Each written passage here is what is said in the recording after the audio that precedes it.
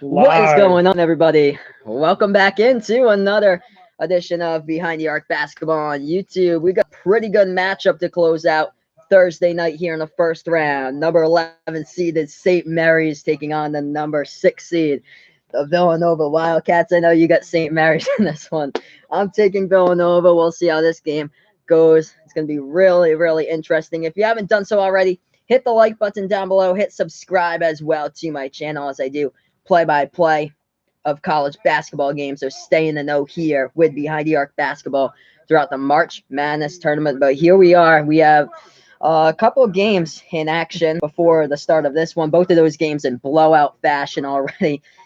Kentucky, the 2 seed, crushing Abilene Christian, the 15 seed at the moment. I believe the score is 18-3. And Gonzaga against Fairleigh Dickinson. That's a 1 versus 16. I think Gonzaga has a pretty big lead. I believe it's 12-4 already in that one. Gonzaga with the lead against Fairleigh Dickinson. 22-10 Kentucky. So wow, yeah. So Abilene Christian getting a couple points on the board, but still Kentucky with a 22-10 lead in that game as well. Florida against Nevada currently playing a 10 versus 7 matchup. The score of that one is 28-23 Florida with the lead in that game. If you haven't done so already, hit the like button down below. Hit the subscribe button as well. So here we go.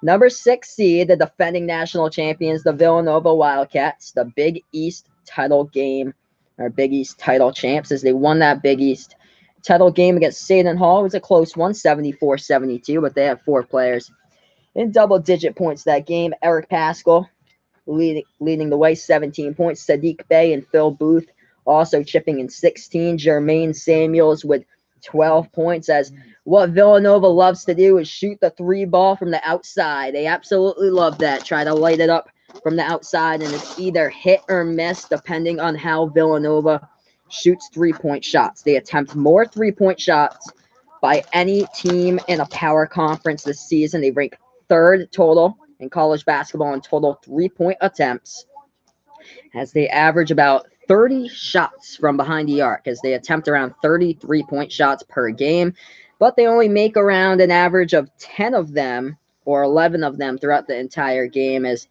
they're usually basically reliant on the 3-point shot for Villanova. They rank 5th in the Big East, shooting 3-point shots around 35% from behind the arc this season for Villanova. So they take a lot of 3-point shots. Doesn't necessarily mean that they make them. You got some players to watch out for today. Right here, I got on my stat sheet here for Villanova. You got to watch out for Phil Booth with J Wright squad here. Phil Booth has double-digit points in 34 out of the 36 games he's played in the season for Villanova. He's going to be the key player to watch out for. The leading scorer on Villanova, as we're going to tip this thing off in about 5 minutes from now. Also, the leading assist man, averaging about just below 4 assists per game for Phil Booth. He ranks 5th in the conference as well for points scored per game. So that's what Phil Booth can do for you. We have other players on the Villanova squad here. Eric Paschal has double-digit points in 36 games this season, right behind Phil Booth in scoring, averages 16.5 points per game. The leading rebounder goes to Eric Paschal for Villanova. They got a lot of experience on this team when it comes to playing in big-time tournament games. Both of those players, Eric Paschal and Phil Booth, those 2 players are seniors on this team. And, of course, they don't want to leave in the first round against the St. Mary's squad that beat the number 1 team in the AP Top 25 2 weeks ago in the Gonzaga Bulldogs. The number 1 team in the nation when it comes to points scored per game, Gonzaga is. They average around 89 points per game, but how about this? St. Mary's held them to 47 in the WCC title game. What a genius job by St. Mary's that game. 60-47 was the final score, the lowest point total that Gonzaga has been held to throughout the season. As we look to the key players for St. Mary's, they were basically on the bubble. Same as last year, they were on the bubble until they won that WCC tournament. So that made them the automatic bid into the tournament. As if you remember last year, St. Mary's was on the bubble throughout the entire year with a discussion going on of them on the bubble. They went to the NIT with a 28-5 record. They didn't even play in the March Madness tournament last year. They had a 28-5 record. This year we're discussing bubble when they had a record of 21-11, but they did win against Gonzaga in the WCC title game to get there. So that solved that, but St. Mary's, you have to watch out for these players. Jordan Ford, he has 31 games with double-digit points. He had a career-high 35 points in non-conference play against Utah Valley. Jordan Ford is a scoring machine, averaging above 21 points per game on the season. First in the WCC in points scored per game. Also ranks first in the conference when it comes to three-point shooting percentage on the year for Jordan Ford for St. Mary's.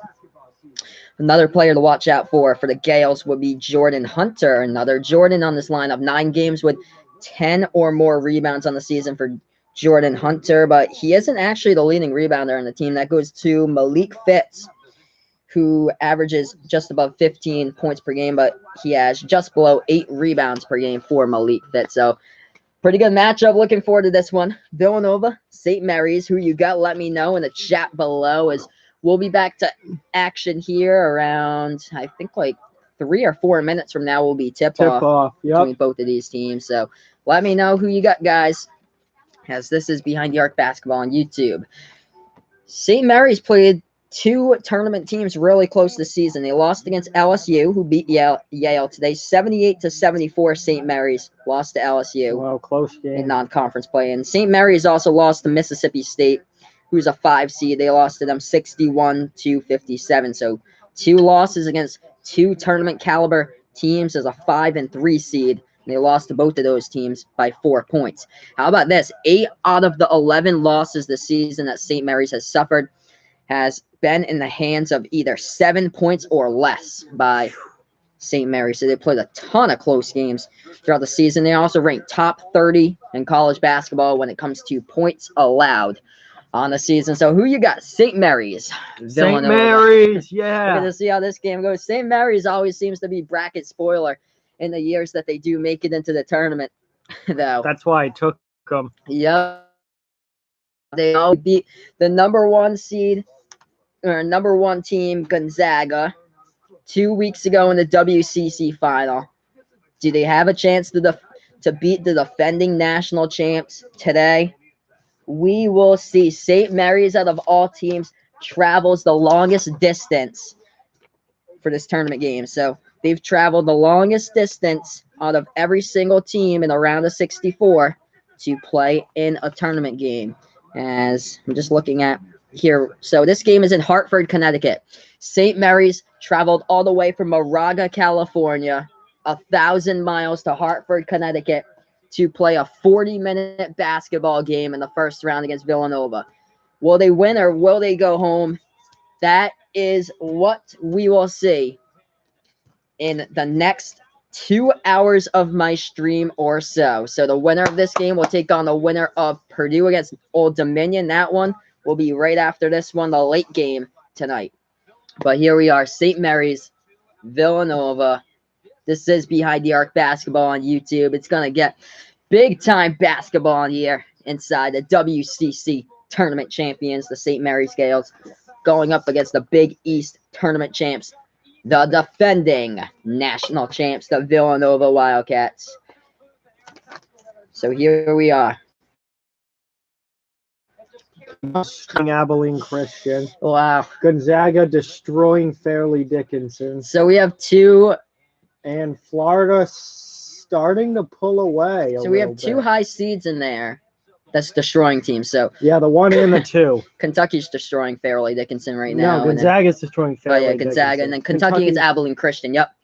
And Florida's up by 9 on Nevada. So still in halftime. Still, a close game, but 9 is a decent amount. Not like it's a tie game at the half. So we're almost ready to start this game. Before we go in to do this, though, a couple of wow, Jay Wright looks old. A couple of head-scratching losses in here for Jay Wright squad this season. They lost against non-conference opponent Furman from the Southern Conference, 76-68. Furman did not receive an at-large bid into the tournament. And, of course, the other game, I don't know how this happened. They lost. Backcourt violation. Villanova lost at Pennsylvania, not Penn St. State. Mary, what are you doing? The Pennsylvania Quakers they lost to 78-75. I already hate my St. Mary's pick. They just started this game with a backcourt violation. So that's how everything starts with a number 00 over here, Tanner Krebs for St. Mary's. So that's how things start. St. Mary's in the navy jerseys, red lettering. Villanova in the white jerseys with the dark blue lettering. Here we are to action. Villanova passing the ball around the perimeter, doing what they do best. This game's over. They just hit a Nova wins. Jermaine Samuels from the outside, 3-0 Nova. Oh, man. So already a quick start by Villanova, not even 20 seconds into this one. St. Mary's now with the ball. Nova's shooting good, and St. Mary's starts the game with a backcourt violation. Nova shooting in Hartford sounds like a plan to me. Nova playing around 3.5 hours away from the Philadelphia area, traveling to Hartford, Connecticut. St. Mary's just shot clock violation. Oh, this is the worst possible start for St. Mary's. Oh, man. So 19:08 left to go. This could not be a worse start for St. Mary's. Wow. Absolutely horrendous. I already hate right now. I have St. Mary's going to like the Elite 8 in my pick. In my bracket, and I already hate that pick. Left corner 3. Villanova sinks that. Nova can shoot. Nova's shooting. This game's over. Nova shooting in Hartford sounds like a plan for me today. Perfect 2 for 2 from the field. 6-0 right now for Nova. Sadiq Bey, who's a freshman, knocked that down. He's also 6'8". He's a forward, so he's usually not a 3-point shooter. St. Mary's with the ball. They feed it inside, up and in, off the glass right there. For the big man, Jordan Hunter, 6'10", from Australia. Got that shot home. St. Mary's finally gets on the board. So I'm going to update you guys here with a score. I don't think St. Mary's can shoot with Nova if Nova can land their shot. We have a foul called. 18:03 left to go. 6-2 game. Ooh. This is not looking good for me. Villanova right now came to shoot the 3 ball. 2 shots from the field. 2 of them both went down. Both of them from 3-point range. And both of the shots that went down were from the not really the big-time shooters that shoot the 3 ball. Jermaine Samuels and Sadiq Bey, who are forwards on the team, not the guards. Phil Booth and Colin Gillespie usually take the most 3-point shots for the guards. There was another foul called a tripping foul committed by St. Mary's. 6-2. Villanova will get the inbound with 17:57 left to go in the first. If you haven't done so already, hit the like button down below. Subscribe to my channel. Villanova up by 4, 6-2. Inbound pass, left baseline jumper, knocks it down there. A perfect 3 for 3 from the field right now for Nova. Phil Booth knocking that shot down as they update you guys here with a score in the chat. 8-2 lead for Villanova. Hit that like button, share, subscribe to my video as I do play-by-play live reaction to college basketball games. So stay in the know here. This is Behind the Arc Basketball on YouTube. St. Mary's now with the ball. Right wing of the perimeter, passes it off left wing of that 3-point perimeter. They're dribbling with the ball for the St. Mary's Gaels. Now to the right wing. Trying to go inside. Malik Fitz, and he gets fouled. He'll go to the line to shoot 2 with 17:23 left to go in the first. So hot start for Villanova. Yeah, to say the least. My St. Mary's pick is not looking good. St. Mary's had the longest plane ride out of all the 64 teams in the round of 64 as they took a 1,000-mile plane ride from Moraga, California, all the way to Hartford, Connecticut. That sucks. Oh, that's my friend Johnny who's joining me on the chat today. What's up, guys? Thanks for watching. Yeah, thanks for watching. This is my friend Johnny. He does his own YouTube channel. It's called Off the Wall Hockey. It's on YouTube, so hit that like button and subscribe to his channel as well. As you can search that. It's called Off the Wall Hockey. 8-3. Shot at the free throw line. Went down by St. Mary's. Nova's just looking for threes. Villanova with a ball. That's what they do best. They just attempt 3-point shot after 3-point shot. Turnover, St. Mary's left ball. to go, and that's a turnover.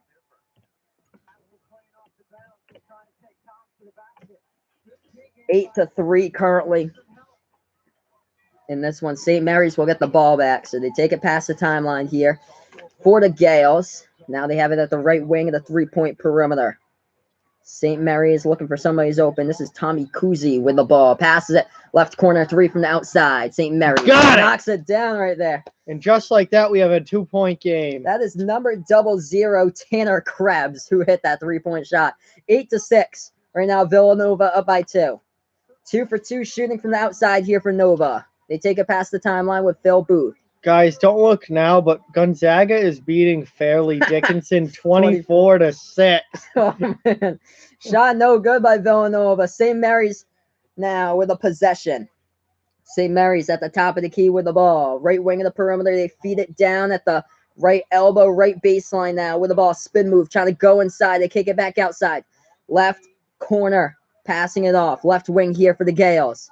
Down by 2 with 16 seconds left to go before halftime. St. Mary's taking it inside. No good. Rebounded by Villanova. Off the rebound right there. Villanova with the ball. Right side of the perimeter. Deep 3. No good. Not even close on that shot. St. Mary's gets the rebound. St. Mary's with a big board right there. Villanova just with a ridiculous 3-point shot from the outside. That's what they do best, is just attempt 3-point shot after 3-point shot. It'll all come down to if they sink the shots in this game. St. Mary's so far with the they ball. are. Passing left wing perimeter with it. They feed it down at the left baseline. Trying to go inside. No good. Fight for the rebound. Offensive rebound. They set it up. Long 3. Krebs. No Missed good it. from the outside by Krebs. Rebounded by Villanova. 8-6. 15-10 left to go. Villanova 2-point lead. They'll slow down tempo as the ball goes into the hands of Colin Gillespie. Gillespie, top of the key 3. Knocks it down right there by Colin. He had a career-high 30 points against Georgetown back on February 3rd on Super Bowl Sunday. 11-6. Villanova with a 5-point lead. 14:50 left to go in the first. St. Mary's with the ball now. Top of the key, passing it off. Looking for somebody who's open. They do. Right wing of the perimeter, Jordan Ford, the leading scorer. Going past the defense, laying it up and in. 3-point game now. 11-8 currently in this one. So I'm going to update you guys with the score here in the chat. If you haven't done so already, hit the like button, subscribe as well to my channel. 11-8 right now. Villanova with the ball. Right wing 3 once again. No good. That one rolled around the rim and got rebounded by St. Mary's. St. Mary's with the ball at the left wing of that 3-point perimeter. They pass it off. Top of the key here for the Gaels. Gaels backing their way inside, and what a move inside. Oh, it couldn't find its way into the net, though. It stopped at the front part of the rim and went out. So we got rebounded by Villanova. 13:50 left to go before halftime. 11-8 Villanova with a 3-point lead. They pass it off left wing of the perimeter. For Villanova at the free throw circle now, trying to drive inside. Eric Pascal. No good. Missed that shot. Rebounded by St. Mary's. 13.5 left to go before halftime. St. Mary's with the ball. Dribbling baseline, and now they're dribbling outside the perimeter. Left wing of that 3-point perimeter. Pass it off to the top of the key with Tommy Kuzi. Kuzi looking for a man who's open. Puts it into the hands of 00 Tanner Krebs. Passes that one off. Left wing of the perimeter. Stop and pop. Jay at the free throw circle. Knocks that one down for St. Mary's. Low scoring game to start. 7 minutes in. It's only 10-11. 11-10 right now. Villanova 1-point lead with 13 minutes left to go. Other games on the scoreboard, and it's a couple of blowouts on there as well. Kentucky beating Abilene Christian 32-13. Gonzaga beating Fairleigh Dickinson 26-8. Shot no good. It basically seems like every shot Villanova's taken has been a 3. Rebounded by St. Mary's. 11-10. St. Mary's with the ball at the top of the key, calling the play with Jordan Ford.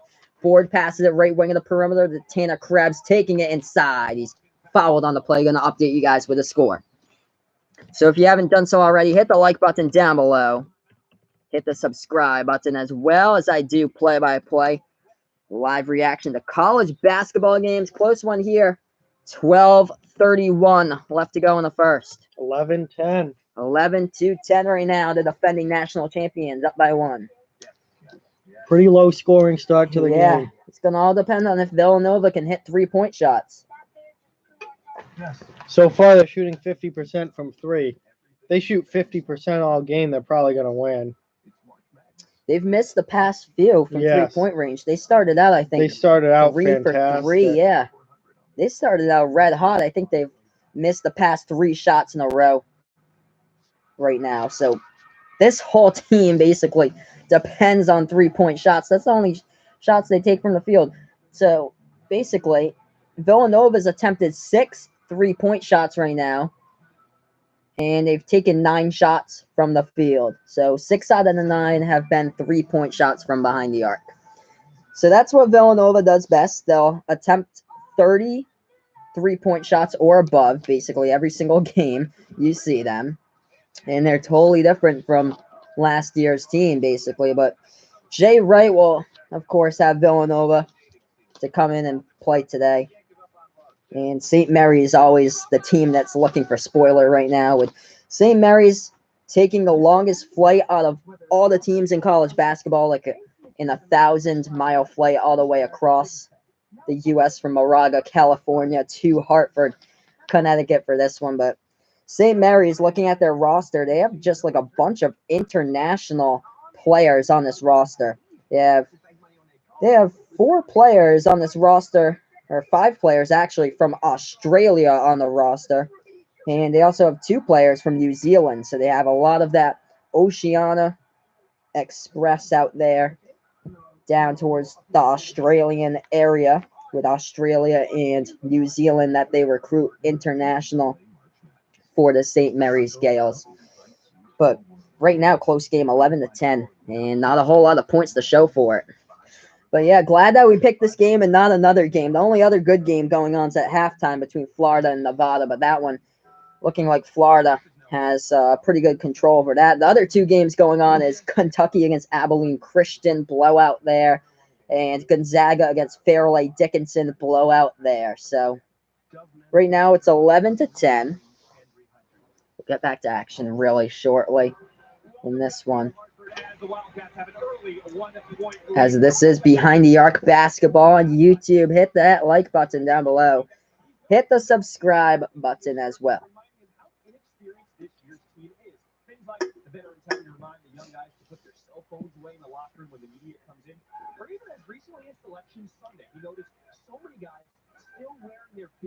Jay Wright, head coach of Villanova, of course, he's won 2 national titles in 2016 and then last season as the defending national champs. First shot at the free throw line, no good by St. Mary's. It's 11-10 with 12:31 left to go in the first. St. Mary's back at the free throw line with 0-0. Tanner Krebs missed them both at the free throw line by Tanner Krebs. He's a 92% free throw shooter, and he missed them both. That is rare. Not good. Right there. So here we are back to action. And a shot no good by Villanova. Long 3 once again. It gets tapped out of bounds by Nova. St. Mary's will get the ball back on the inbound with 12:17 left to go in the first. So here we are back to action. St. Mary's with the ball. They take it past the timeline here for the Gaels. They pass it right wing on the perimeter to the top of the key. Back to the right wing here to Tommy Kuzi, who he passes it off. Left wing to Jordan Ford. Ford now passes that one out. Left baseline. Elbow now back at the top of the key with Ford. Ford dribbling here for St. Mary's, and it goes back into the hands of Tanner Krebs. Spin move inside. Jumper by Krebs. Ball hits the front part of the iron, out of bounds. Last tapped out of bounds by Villanova. So St. Mary's will get the ball back with 11:47 left to go in the first. And we just took a TV timeout on the floor, and here's another one. So I'm going to update you guys with a time here in the chat.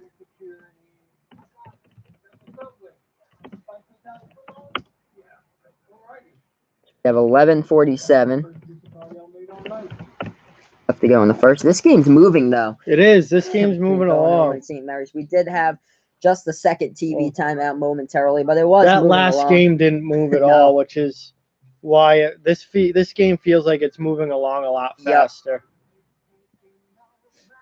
Yeah, Marquette against Murray State. That game, the second half just was not moving at all because Marquette burned 2 early timeouts against Murray State early in the second half there. There were just a lot of fouls in that game too, a lot of clock stoppages. This game is moving. Yep, there hasn't been a whole lot of fouls in this one. Only 2 fouls Low by scoring, both of the teams. Good defense going on. Not a whole lot of shots going in to the bucket so far. St. Mary's. I think that plays into St. Mary's favor for sure. Hey, what's up, man? Thank you so much for joining me on the channel. Hey, Maddie. Maddie's from my YouTube channel. Wow. That's awesome. What's up, Maddie? Yeah, glad to have you here on the channel. Just watching some basketball. Yep, watching some basketball here with Villanova, St. Mary's. 11-10 is the score with 11:47 left to go in the first. Right now we're in a commercial break currently, so we're going to get back to action very soon. If you haven't done so already, hit the like button as well. Hit subscribe to my channel as I do play-by-play of college basketball games. Of course, John does off-the-wall hockeys. Hey, thank you so much. Mine's doing pretty well. Mine is not. It isn't at all. My bracket is not good. I got most of them correct in here. I do not. I did pick Belmont to go to the Sweet 16, and that just did not happen. And the other one, I think I got 2 wrong in there. Oh, yeah, Minnesota against Louisville earlier today. Yeah, I got that one wrong. Yep. I got a lot wrong so far, but my bracket, I took like mostly upsets. I took like any upset that you could basically think is possible. I took it. Yale against LSU. Yeah, I took Yale over LSU. I took New Mexico State over Auburn. I took every upset. So I did get Murray State right. Yep. But I've got a lot wrong so far. Yeah, we all took Louisville as well. Yeah, I took Louisville and lost that. I'm glad both of us took Murray State. They just crushed Marquette. Murray State destroyed Marquette. Murray State looks really, really good. John Morant's just unreal. He's unreal. He makes his whole team play better with him around. 4 players got into double-digit scoring points for Murray State. And Court had 8, so he almost made it to double digits. And, of course, John Morant got a triple-double in that game. That was crazy. But here we are back to action. St. Mary's with the inbound. They float up a random shot before the buzzer. Yeah, they went off. They had to do that. Yeah. Shot clock was down to 1. Yep, that's the second time they've had shot clock troubles in this game. Villanova's not scored for the past 3.5 minutes. Jumper at the top. Whoa, he airballs it. Top of the free throw circle. Oh, you loser. He's laughing about it. He airballs it in the middle. Oh, my God. That's going to make the highlight reel on the low light. That'll be the not top 10. For Sports Center tomorrow. That was not good. 11-10 Villanova with 11:23 left to go. We do have a whistle. Tell you, the lower the score of this game, the better this is for St. Mary's. He just completely airballed it. He took a top of the free throw circle jumper and he completely missed. I don't know how you missed that one. 11-10 right now. Gonna update you guys with a score. 11-10 left to go as well before halftime. St. Mary's with the ball moving. Rejection by Villanova, but I think, he stepped on the baseline. So it'll be the ball go back to St. Mary's. So Villanova, nice block from behind right there by number 21, Demir Cosby Roundtree, but he stepped on the baseline out of bounds. Tried to save the ball from going out of bounds. Top of the key three, St. Mary's. Deep 3, and he drills it. That one. St. Mary's to the lead, 13-11. St. Mary's with the first lead of the game. I picked St. Mary's to win this. I have St. Mary's going to like the Elite 8 or something like that in my bracket, so I really want the upset here. 7-0 run by St. Mary's. Villanova. But it's a foul, so they're going to get 3 shots. 3 shots at the free throw line with 10:41 left to go. This whole game missed some free throws. This whole game basically depends on if Villanova can hit 3-point shots or not. That's basically it. So their 3-point percentage has finally dropped under 50%. It's down to 42.9. Of course they have. And they missed the free throw. This is beautiful. Phil Booth at the free throw line. He's a 74% free throw shooter, and he just missed his first one. So the score is 13-11. St. Mary's out in front by 2. Got the second, though. Second shot at the free throw line. Good by Phil Booth with 10:41 left to go in the first. So I'm going to update you guys here with a score in the chat. 13-12 game. If you haven't done so already, hit that like button down below. Might be subscribe a tie game after as this. well. As I do play-by-play of college tie basketball game, games. 13, so 13 even. What a great game so far. 10:41 left to go. We are tied up at 13. Hit like, hit subscribe if you haven't done so already. Back doing more streams tomorrow for March Madness games. St. Mary's with the ball. They take it past the timeline. As this is Jordan Ford, the leading scorer in the WCC conference with the ball. He passes it off. Ford back with the ball, passing it off. Right wing of the perimeter to Tanner Krebs. Back to the top of the key here with Ford. Ford, right wing with 4 on the shot clock. Step nice back, step 3. back. No, missed good the though three, from the outside. Now, rebounded by Villanova. Nova's moving fast up the floor. 10:05 left to go in the first. Passing around the perimeter. Eric Pascal with the ball, making his move inside. Jumper, spin move. Nice spin move there by Eric Pascal to hit that shot for Nova. 15-13 right now. Wildcats with a 2-point lead. We are halfway through the first half right now. 9:45 left to go before halftime. St. Mary's with the ball. Right wing of that 3-point perimeter. It is Jordan Ford. He's dribbling with that ball towards that top of the key. Ford now hands the ball off to Krebs. Krebs passes it left wing of the perimeter for St. Mary's. 6 on the shot clock for St. Mary's. They're running out of shot clock. Left elbow for St. Mary's. Krebs. Left corner 3. Krebs, no good. Rebounded by Villanova. So who I think is going to the national championship, I've got North Carolina against Duke in the national title game. I think it's going to come down to one shot, basically, and I think North Carolina is going to pull it out 81-79. Big shot right there by Villanova. Eric Pascal with 4 points. So Villanova's up 17-13. Yeah, I know. I do not want Duke. I know so many brackets that have Duke and North Carolina. Yeah, I have Duke UNC as the championship game with UNC winning. In the championship game. I pick UNC like every year. Trying to go inside the key. St. Mary's, they get the shot. Wow. 17-15 right now. Gonna update you guys with the score here in the chat. If you haven't done so already, hit the like button, hit the subscribe button to my videos down below as I do play-by-play of college basketball games. We'll be back tomorrow with more streams. We have 8:26 left to go. Foul. St. Mary's just picked up the foul on the play. Dumb foul. With 8:26 left to go in the first. That foul was committed by Matthias Tass, the freshman from Estonia for St. Mary's. That was a freshman play. Pretty big international lineup over here for St. Mary's. They have 5 players on the roster from Australia, 2 players from New Zealand, 1 from the UK, 1 from Latvia, and 1 from Estonia.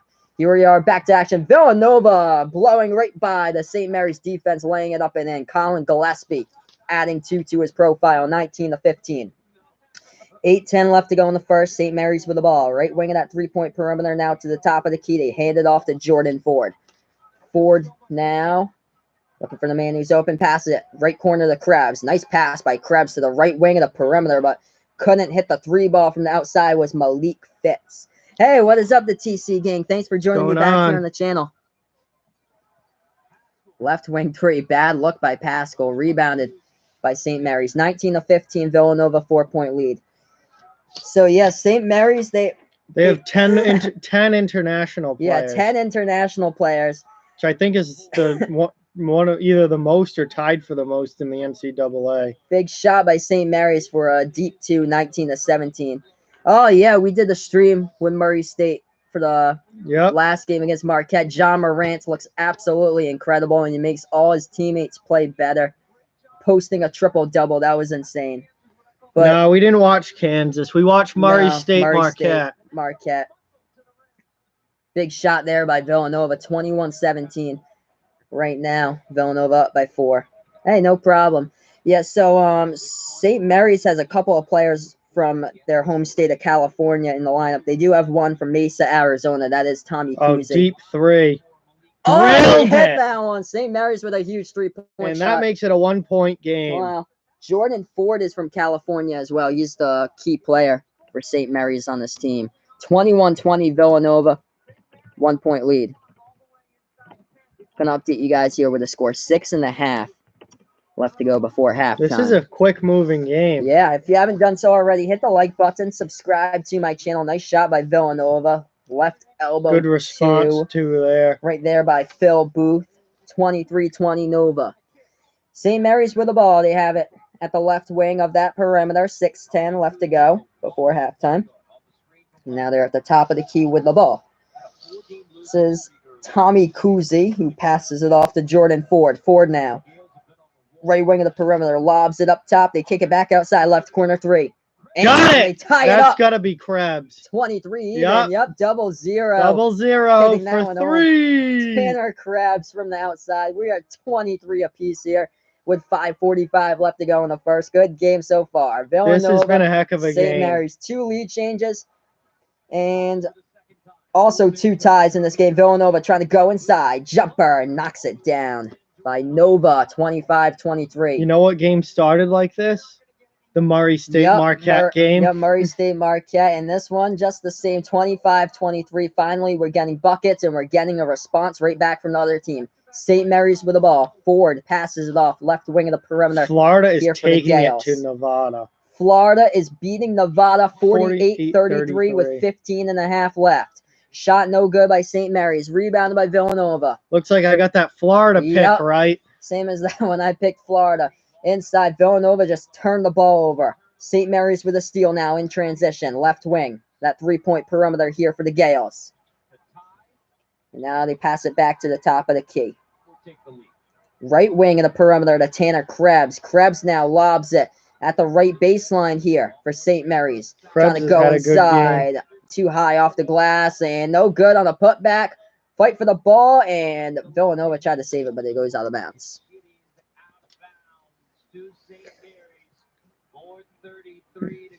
Actually, so yeah, I know a lot of people in their brackets, of course, that picked Purdue over Old Dominion, but I am one of the 10% that actually picked Old Dominion to beat Purdue for some reason in my bracket.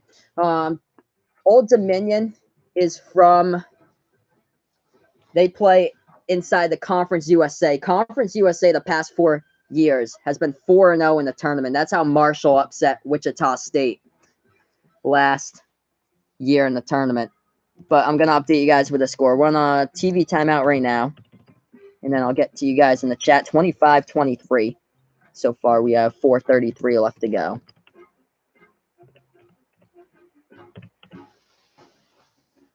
Oh, yeah. Kentucky against Abilene Christian's a blowout right now in that game.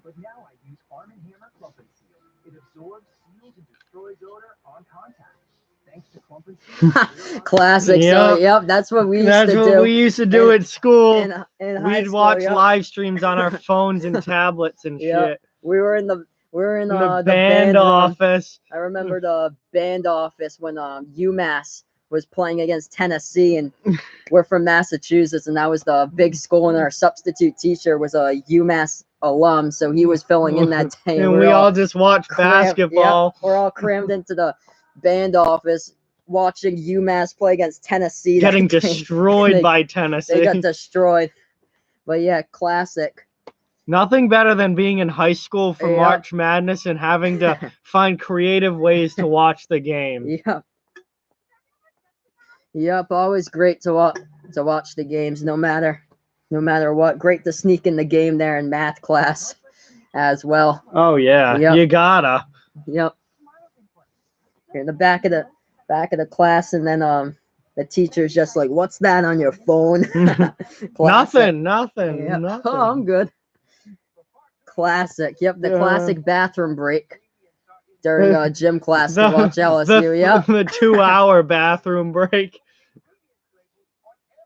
We're only live streaming this game, but I will be back tomorrow. I have a set schedule here. He'll be back tomorrow. I won't. I'm doing I'll be watching, but not streaming. Iowa against Cincinnati at 12:15 tomorrow, and then Colgate against Tennessee at 2:45. Central Florida against UCF in a very late game. That's like the 10 o'clock game. 10 o'clock. That's going to end up being like 11:30 before it even starts. I'm curious to see how many people I get into that stream. That's well, you'll get West Coast people. Yeah, we'll be getting a lot of people from the West Coast who like betting the games. It's a 9 versus 8 game, so it might matter to like a ton of people who still have like a pretty good bracket.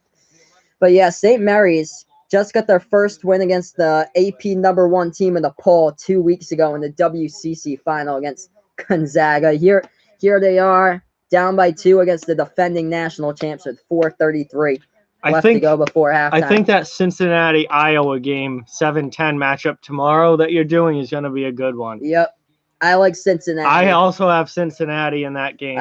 I took Cincinnati all the way to the Final Four. I like them because they're basically playing home games from here on out all the way to the Final Four. They play in their own region. They're playing in Columbus for the round of 64, round of 32. They play in their home state. Then they play in the Sweet 16 and Elite 8. And we got ourselves a tie game. St. Mary's gets the bucket. But Cincinnati plays at Louisville if they do make it deep into the tournament. Louisville is a few hours away from Cincinnati. 25 even right now, under 4 left to play before halftime. Villanova with the ball. They take it past the timeline.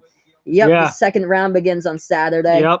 We already have some matchups in there already. Murray State against Florida State in the second round on Saturday. That will be a fun game. Murray State ball goes out of bounds. Murray State could be going to the Sweet 16. Yeah, Murray State looks really good right now. We'll see if Ja can put up another performance like that. In the classic Big Ten battle, Michigan State against Minnesota. On Michigan Saturday State as well. really struggled with Bradley today. Oh, it was bad. So either they're going to have a shocking loss against Minnesota, or they're going to come out and just rebound from how bad it was today and destroy Minnesota. One of those two things will happen. So we got 3:37 left to go in the first. I'm just updating you guys. We did have a TV timeout on the court. 25-25. 25 even between Villanova and St. Mary's. It'll be interesting to see who comes through with Florida State against Murray State on Saturday. Yeah, no problem. Feel free to come back after you take your shower, and I think this is going to be a really good game between both of them. This is going to come down to the end. Might be one of the best games of the night. That's what we said about Murray State against Marquette. Didn't turn out to be that way, but this game... Well, it was good for us because we picked Murray State. This game might be one of those interesting ones here. One of those like Auburn against New Mexico State today. But yeah, we have plenty of games to close out the night as well. Yep, that was a very close game. New Mexico State almost hit that 3-point shot at the left corner to win the game against Auburn. I had Auburn in my bracket, of course. Both of us. I think, yeah, you had New Mexico State. I had Auburn, though, in my bracket. I was like, oh, man, thank God. So Auburn coming off a crushing 20-point defeat against Tennessee. And that was a close game. Of course, Michigan State against Bradley was a really close game as well. What other games we got later tonight in there? I think we we got Seton Hall against Wofford later today. That game's basically like a question mark for me. I don't know much about Wofford at all, but they did go undefeated in the Southern Conference. I do have Wofford beating Seton Hall, but that game, I don't know. That game could go basically either way. That's how the 10-7s games go. Same as the 9-8s, but I seem like this season the 9-8s are more like they're kind of like the play-in games. Like they're kind of more like you take one team or the other. But I like Central Florida against VCU by a long shot. I like Taco Fall, who's the tallest player in college basketball. So I think Central Florida will beat VCU tomorrow. Well, let's see these stats so far. St. Mary's is actually rebounding Villanova on the boards, 13-11. St. Mary's shooting the ball 10 for 24 from the field. Villanova shooting at 10 for 18 from the field. Phil Booth with 8 points leading the way for Nova. Jordan Ford with 6. Taco Fall is the tallest player in college basketball. He plays for Central Florida. and he is 7'6". That's absurd. Ridiculous. That's absurd to even think about. So here we are back to action, tied up at 25. St. Mary's with the ball with Jordan Ford. Passes it off to Krebs. Krebs now trying to take it inside at the key. Kicks it back outside. Deep 3 by Ford. No good as the shot clock was about to expire. That was rebounded a Jimmer 3 by Villanova. 3 minutes left to play. We're even at 25. Nova with the ball at the top of the key. Eric Pascal hands it off. Phil Booth now at the top of the free throw circle. Passes left wing of the perimeter. Gillespie working baseline underneath the basket. Try to lay it up. No, and he good. misses. Wow. He missed the layup. He bullied his way to the rim, but then he missed it. We're still tied up at 25. 2:35 left to go before halftime. Right wing of the perimeter. St. Mary's. They pass it out to the left wing. Now they take it inside in the key. They pass it off. Right wing for Krebs. No good. Too short. Hit that short part of the iron. Rebounded by Nova with 2:20 remaining. Nova takes it past the timeline. The Florida-Nevada score has not changed in like 5 minutes. Yeah. Still 48-33. Florida beating Nevada. Hasn't changed in like 5 minutes. With 14:40 left to go in that game. Villanova catch and shoot left wing 3. No good by Eric Pascal. Hit the top of the iron. 2 minutes left to go. We are stuck at 25 for the past few minutes as well. St. Mary's with the ball, dribbling baseline. Under the basket. Pass it back outside. Krebs, top of the key. Passes it. Left elbow. Trying to back his way inside. Low post. Kicks it back outside. Left wing 3. Knocked it down right there by St. Mary's. Nailed that. Yeah, I've got Villanova too. He's got St. Mary's. St. Mary's up 28. I have St. Mary's. Let's go. 25. St. Mary's with a huge three-point shot there. Take the lead into the half. Final minute and a half. Just come out of this with a lead. I don't care if it's 1 point. Come out of it with a lead. Top of the T3. Nailed it. We're tied up at 20. Nailed it. Oh, man. What a three-point shot right there. We're all even at 28. Nailed it like your best friend's sister. Yep. 1:05 left to go before halftime. St. Mary's with the ball. They have it top of the key with Jordan Ford. They pass it left wing of the perimeter. Back to Ford, top of the key. Ford, back to Krebs, the left wing of the perimeter. Krebs shot clock trouble again. 3 seconds on the shot clock. Step back. Got it. I think he got it. On the line right there, but yep, 30-28. St. Mary's with a 2-point lead. Gonna update you guys with a score here in the chat. If you haven't already done so, hit the like button to my video down below. Hit the subscribe button as well. So, timeout call. 35 seconds left before halftime.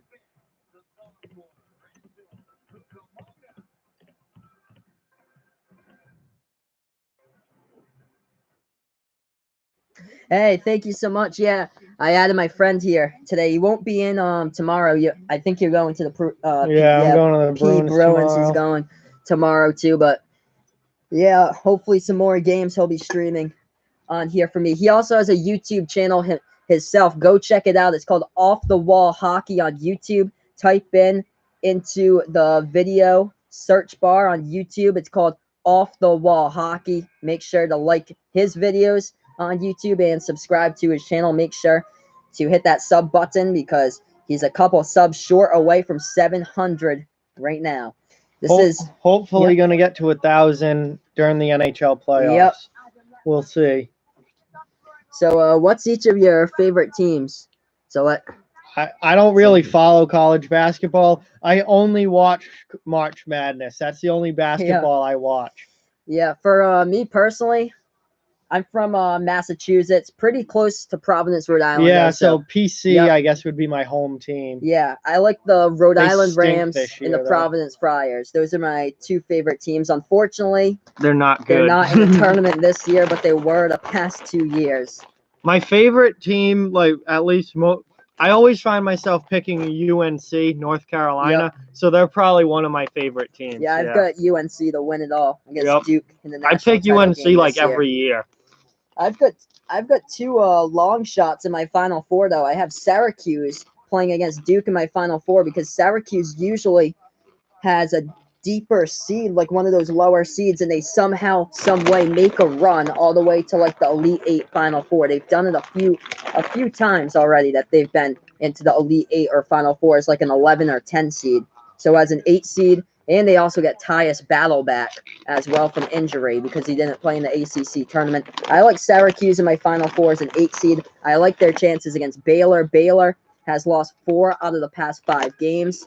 And also Baylor, and one of their leading players on Baylor has been hurt as well. Also, Baylor always loses early. Yep, they lost to Georgia State a few years ago. They always lose early. And then the other team I have is Cincinnati in the Final Four because basically they play home games. Cincinnati plays throughout this entire tournament. They play in their home state of Columbus for the round of 64, round of 32. Then they play at Louisville, which is like an hour and a half, 2 hours away from their home court. So for upsets here, for me, I got Old Dominion against Purdue. I have a lot of them in the late game later tonight. I have Old Dominion actually beating Purdue in my upset later today. So I'm with like 10% of the people in that one. I have a lot of upsets. Like half my bracket is upset. So honestly, my bracket isn't doing too hot yet. But I did get the Murray State upset. Did not get Yale. Did not get New Mexico State. But here we are with St. Mary's Villanova. St. Mary's with a 2-point lead. 30-28 Villanova with a ball probably last before the break. And they missed that shot with 12 seconds left. So now St. Mary's gets a chance for last shot. St. Mary's with 9 seconds left, passing the timeline. Left wing of the perimeter. They got to make sure it's last shot. Dribbling right wing with Jordan Ford. Ford looking for somebody who's late on the shot clock. And that was a terrible last possession. Very bad. Look, that's the 3rd time that the shot clock or the buzzer has expired and they haven't taken a good shot at the bucket. Bad time management. Throw it up, but they do take a lead into halftime, though. After the awful start to start the game by St. Mary's, that was the backcourt violation and then the shot clock violation was their first 2 possessions. This game is only a 2-point game going into halftime. So low scoring, I definitely think favors St. Mary's. So I just updated you guys here in the chat with the score. If you haven't done so already, hit the like button down below. Hit subscribe as well. They're playing to defense my channel the way they did against when they beat Gonzaga. Yeah, both of us missed that pick as well. Minnesota against Louisville earlier. I had got Louisville. That wrong. Yep, we got that wrong. I thought that Louisville was definitely going to beat Minnesota. That was just not the case in that one. So that game didn't work out for me, but this is Behind the Arc Basketball on YouTube, as I do play-by-play live reactions for the March Madness tournament. So stay in the know here throughout the tournament to my channel. Oh, yeah, it's great. So, yeah, of course, I'm the play-by-play guy. He provides great analysts with me as well. I told him before we started streaming today, make sure to throw in those great reactions. We got like file the bullying report. He's gonna file the bullying report. That's abuse at the rim. Slams and jams at home. We saw a couple of those that LSU threw down against Yale today. LSU just had some absolute size on Yale in that game. 2 of the players were above 6'10" for LSU, just throwing it down at the rim. But yeah, hopefully we can stream a Duke game soon and just keep on throwing that line in there with a bullying report, because there'll be tons of those with Zion in that game. But yeah, right now at halftime, 30-28 between St. Mary's and Villanova. We got a couple of other games going on at the half. We'll check out the scores for you guys at halftime. Curious to know Kentucky against Abilene Christian. Or that game going on. In the other game, Florida against Nevada. I know they were stuck at like the same score. It was a 51-36 Florida. So Florida's pulling away. Yeah, Florida with quite the lead against Nevada. Kentucky has almost doubled up Abilene Christian. Wow. It's 48-25. And Gonzaga, Gonzaga is up on Fairleigh Dickinson, 53-17. Oh man, that is ridiculous. 53-17. That is ridiculous. That is almost a 40-point game. And this is the in the first. They're at halftime. This is the Fairleigh Dickinson team That one with that edge guy who scored like 30-something 35 points in the play-in game. Well, I guess your competition is a little bit harder when you're playing Gonzaga compared to another 16-seed play-in team. That is crazy. Oh my God, 53-17. I don't know if I've ever seen anything like that. No. Not in women's basketball, but not men's. Yep, put in the subs in that game. Gonzaga could probably not score a point the rest of the game and still win the game. That's at halftime too. I don't think Fairleigh Dickinson's going to get to 50 points. They're not. There's no way. They might not even get to 40 points. At least they scored more halftime points than North Carolina State did against Virginia Tech. I think that's why North Carolina State's in the loser tournament, the NIT. Yep. Because the score at the half there was 24-10 with Virginia Tech and North Carolina State when they played back in January. The final score was 47-24. Oh my God. But yeah, here we are. Gonzaga just crushing Fairleigh Dickinson at halftime. Rui Hachimura for Gonzaga with 14 points in that game. Now that's bullying. 53-17, that's bullying. Yeah.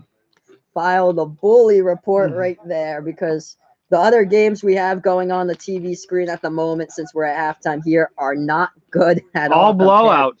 To St. Mary's Villanova. All blowouts. At this point. So I'm glad we got this stream. We picked the right game this time. Tomorrow at the same time here, Duke will play North Dakota State tomorrow at the same time. So that might even be a higher score at halftime than what Gonzaga is putting on against Fairleigh Dickinson.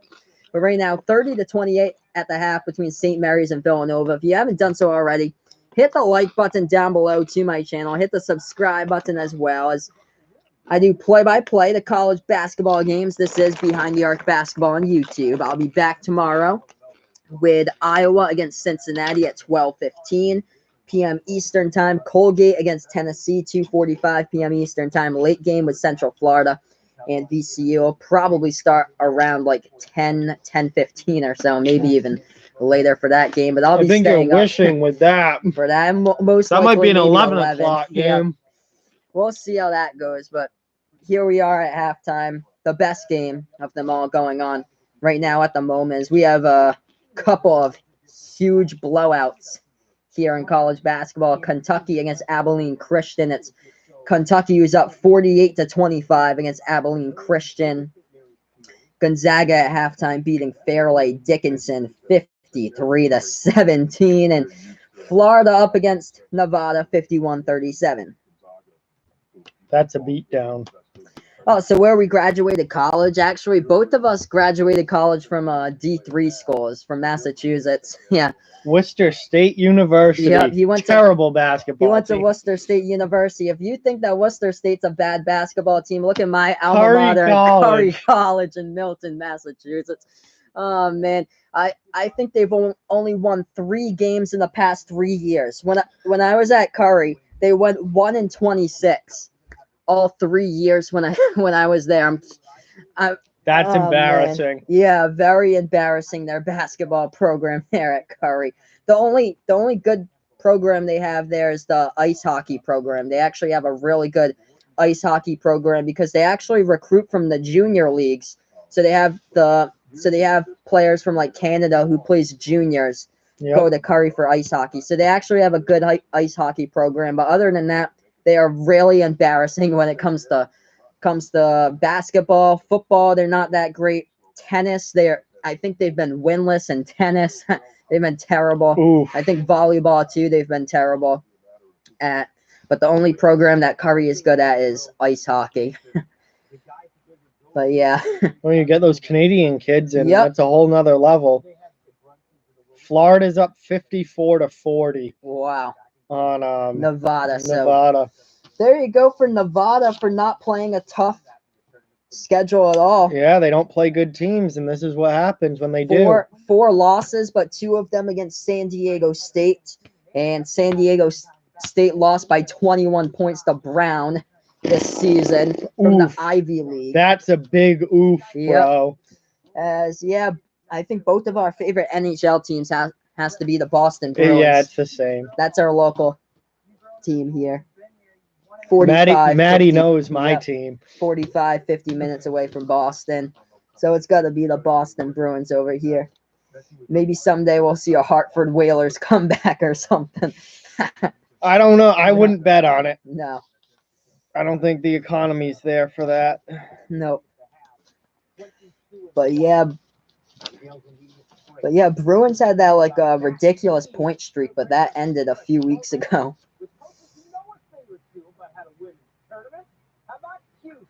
Yeah, Matt's an Islanders fan. Yep. Well, he's from Long Island. Yeah. So, yeah, that was Pretty a beatdown figures. on Tuesday night, Matt. Your team didn't even show up, man. Come on. That was a joke of a game. 5-0. Wow. I didn't even watch. I was watching the play-in basketball. I flipped over to the Bruins. I was like, they were up 3-0. Wow. I'm like, all right, they got this. Flipped over at the end of the game. It's 5-0. I'm like, New York didn't even show up. Wasn't there like a ridiculous game a few weeks ago where like Chicago was like 8-7 or something like that? Probably. I don't know. It was like a high scoring game. Like it was after the first period. I think it was like 5-4. Oh, that was Ottawa and I think Chicago. Yep. Yeah, it was Ottawa and Chicago. That was a ridiculous game. I think it ended up like 7-6 in overtime. That's ridiculous. 8-7 or something like that. I don't know. It was absurd. There's been a few ridiculous games lately, blowout games like 8-2 type games. Yeah, not great at all when it comes to that. Yeah, there's been quite a bit of those blowouts. Even like the Celtics getting blown out by freaking LA Clippers. Yep. Allowing like over 140 points to them. Oh. I don't know what's up with that team. But here we are on a commercial break. Speaking of blowouts, we have a couple of them all over the board in this tournament right now. And St. John's lost yesterday to Arizona State. So St. John's is done from the tournament. Arizona State will play Buffalo tomorrow. So another team from New York. Arizona State will take on again. But this is the only good game we have so far. St. Mary's and Villanova at the moment. We have blowouts with Kentucky crushing Abilene Christian. Another blowout with Gonzaga just blowing out Fairleigh Dickinson at the 53-17. Yep. And that's hockey equivalent to like 7-1. Yep. But that'd be like 7-1 at like the end of the first period. Wow. Like that's atrocious. So, yeah, he wants to know the top scorers in the game so far. Let's see here as we do have the box score. It's Booth for Villanova with 8 points and Fitz for St. Mary's with 6 points. That's surprising. Yeah, Malik Not Fitz. Ford. Yeah, Malik Fitz with 6 points. I thought Krebs was playing well, and Ford has had a good game. Yeah, but I think Jordan Ford has 6 as well. So both of those guys, Malik Fitz and Jordan Ford with 6 points for St. Mary's. And then Phil Booth leading the way for Villanova, 8 points so far. Phil Booth's the leading scorer for Villanova this season. But yeah, we're looking at Tyus Battle coming back for Syracuse as Jim Boeheim's squad. They usually somehow, some way make a deep run in the tournament. They manage to. So I've got Syracuse going deep in my bracket. They might surprise people like Kemba Walker did with UConn at the start of the decade, where they had to win out that Big East. I remember that. I think Frank Howard will be playing for Syracuse in that game with Tyus Battle. So they'll have that 1-2 punch, I believe. Frank Howard, Tyus Battle for Syracuse. Battle is back after he suffered that back bruise against Clemson the last game of the regular season. So he sat out in the ACC tournament. But Tyus Battle will be back to take on Baylor for the Syracuse Orange. That will make a huge difference in the tournament. Tyus Battle went off in last year's tournament.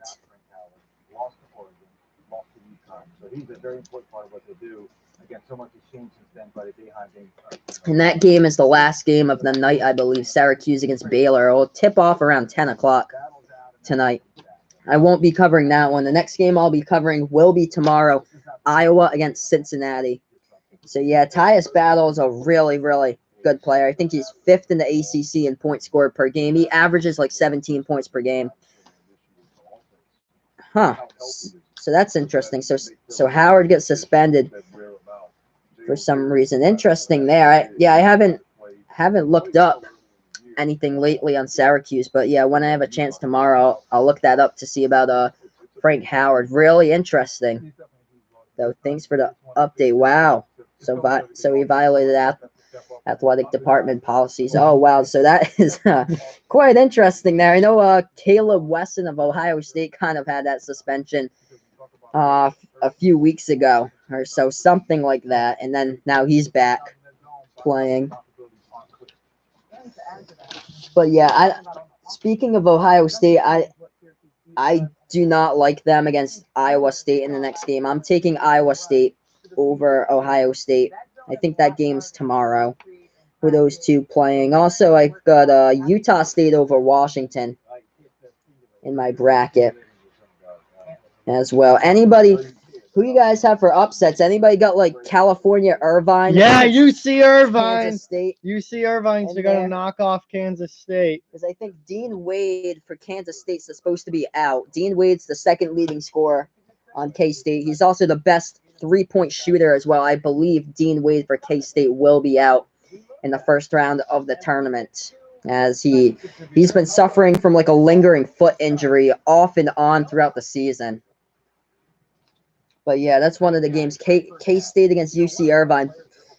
I think that might be an ugly game. K-State's been struggling when it comes to scoring points. They have a top 10 defense in college basketball, but scoring points, K-State's been struggling throughout the entire season. Oh yeah, and if you can't score in the tournament, they're just gonna outscore you. I think K-State like averages 66 points per game or something like that. The good thing is they only allow like 56 or 57 points per game or so. But usually other teams are averaging above 70 points per game. K-State fails to do that. Ooh. Yeah. So that might be a problem for K-State. But yeah, Florida just putting the hammer down against Nevada right now. I've got Old Dominion as well. If you take a look at this, Old Dominion plays in the Conference USA. Yep. Conference USA teams have a record of 4-0 in the past 4 years in March Madness. Marshall beat Wichita State in the first round last year. Marshall plays in the Conference USA. Here we are again with Old Dominion. They rank 6th in all college basketball in least points allowed. Yep. Purdue is undefeated at home. They have a 15-0 home record. On the road, Purdue has a record of 6-6. And at a neutral court, Purdue has a record of 2-3. So Purdue, they are highly reliant upon their leading scorer, Carson Edwards. After that, after Edwards, if they cannot get Edwards going, if he has an off night, Purdue is in trouble. I like Old Dominion to win that game. So I actually went with the upset there. Old Dominion over Purdue. It's a good pick. I did not take that. We'll see what happens. Yeah. And also, I've got Oregon over Wisconsin. I don't have that either. I like Oregon in that game. They're on an 8-game Yeah, they've won a streak. lot in a row. Yep. I think that the Big Ten's a lot better than the Pac-12. Yeah, Pac-12's been terrible this season. Yep. That says a lot. Pac-12 had the worst non-conference season in December in 20 years. For the entire Pac-12, their record was, I think, 35-36 against non-conference opponents, including Oregon's loss to Texas Southern, who plays in the SWAC, the SWAC conference. And that team's going to beat Wisconsin? Oregon... They're hot right now. Yeah, Oregon's won 8 in a row. They've improved so much. It's been an incredible job Dana Altman has done with that group coaching. They went 0-3 or 0-2 in conference play to start for Oregon. They blew a 9-point lead against UCLA in the early stage of January at the beginning of their conference play. They were up with a minute remaining by 9 points. They blew the lead, went into overtime. UCLA won the game, but Oregon's been red hot. 8-game winning streak. Peyton Pritchard, who has Final Four experience, is the point guard for Oregon. He's been playing lights out lately, averaging, I think, 19 points per game. Lewis King for Oregon has also averaged 19 points per game in the past 3 games. Lewis King wasn't eligible to play for Oregon until they were able to reinstate him from the red shirt back around the beginning of conference play. So Lewis King, the freshman playing for Oregon, could be the difference with Peyton Pritchard, who did play in the 2017 Final Four team with Dylan Brooks. So, yeah, we'll see with both of those teams. But, yeah, the Pac-12 conference, their conference tournament had to be one of the most intriguing out of anything to watch because we had no clue who would get to the tournament there. Arizona State got a play-in bid. Washington lost by 20 to Oregon in the Pac-12 final. We kind of sensed a week before that people were saying that they were sensing Oregon to steal the bid. That's what they did. They beat Washington State in their quarterfinal game, beat Utah in the semis, and beat Washington in the final. And yep, I agree with you. Washington isn't playing great at all right now. I've got Utah State. Oh yeah, I have Utah State, definitely. Washington has not been playing at all that great. They've lost, I think in the past month, they've lost 2 games against Oregon, not 1. In the first game they lost against Oregon was at their home court, and they lost that game. So, yeah. Yeah, I took Utah State for sure.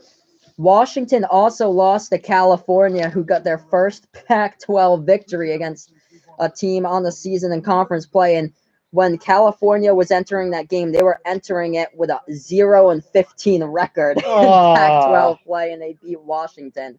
That's atrocious. And Washington had a great record at the time. They were ranked in the top 25. That was a month ago.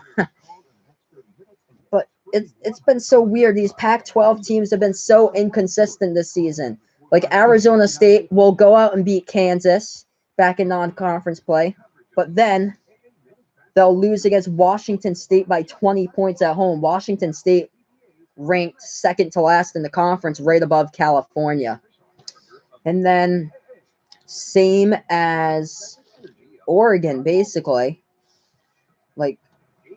What they've been able to do, they lost to Texas Southern, which people were saying it had to be the worst non-conference defeat in all of college basketball, in the history of college basketball right there, when Oregon lost to Texas Southern. And they had Bol Bol, who's a top 15 NBA draft pick, before he got injured. Bol Bol was averaging 20 points per game, and he was on the roster for that game for Oregon, and they lost against the team from the SWAC.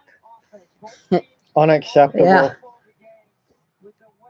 And Texas Southern didn't even win the SWAC title. So that says something right there. But for some reason, I like Oregon over Wisconsin tomorrow, even though Wisconsin is a really great team with Ethan Happ, who's averaging a double-double with 17 points scored per game. I have Wisconsin. And 10 rebounds per game. Yeah, I remember one year you had Wisconsin going really far. Yeah, and they lost in the first round. I did that with Ohio State too one year. I had Ohio State going to the Final Four, and they lost in the first round. Didn't you have it with Iowa State too or something? Yeah, probably. Oh my bracket's never good. I don't watch college basketball other than this tournament. So I don't know the team, so my bracket is never good. Most of it's just based on luck, because if you watch the entire season of college basketball, I would have told you to pick Louisville against Minnesota today in the first game of the day. Whoopsie, didn't go that way. Nope. But here we are, back to action. Second half is underway. St. Mary's Villanova, as Villanova gets the ball now. They take it past the timeline with Phil Booth. Jumper, right elbow. 10 points on the tie game at 30. Booth starts it off with a 2-point shot. We are tied as we are back for the second half. 30 apiece here. If you haven't done so already, hit the like button down below. Hit subscribe as well to my channel, as I do play-by-play of college basketball games. 30 even. St. Mary's with the ball, dribbling under the basket, looking for somebody who's open. Wide open, back outside. And he doesn't take the shot. Didn't take the open shot, top of the key 3, no good. Rattled out, rebounded by Villanova. Villanova with the ball, taking it past the right side of the timeline. Eric Paschal kicking it back outside to Phil Booth. Booth trying to go inside, base it home. 4 straight points by Phil Booth. He'll go to the line to shoot 1 as well. 32-30. Nova up by 2.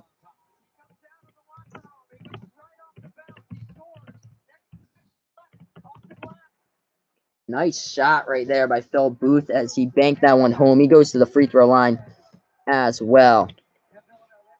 Well, Villanova is starting this just like they started the game. Knocks that one down 33-30. So St. Mary's, they need to hit a 3. St. Mary's hasn't gotten off to great starts at the first half or the second half. Or the second half here. They started out the game, remember, with that nice backcourt violation to start things off. But here we are, Villanova up by 3. St. Mary's with the ball. Jordan Ford has it in his hands. Already 5 points in the first minute by Phil Booth. Huge shot from the outside right there. Nailed it. Nails that 3 There's ball. the answering 3. By Jordan Ford from the outside, tied up at 33 even.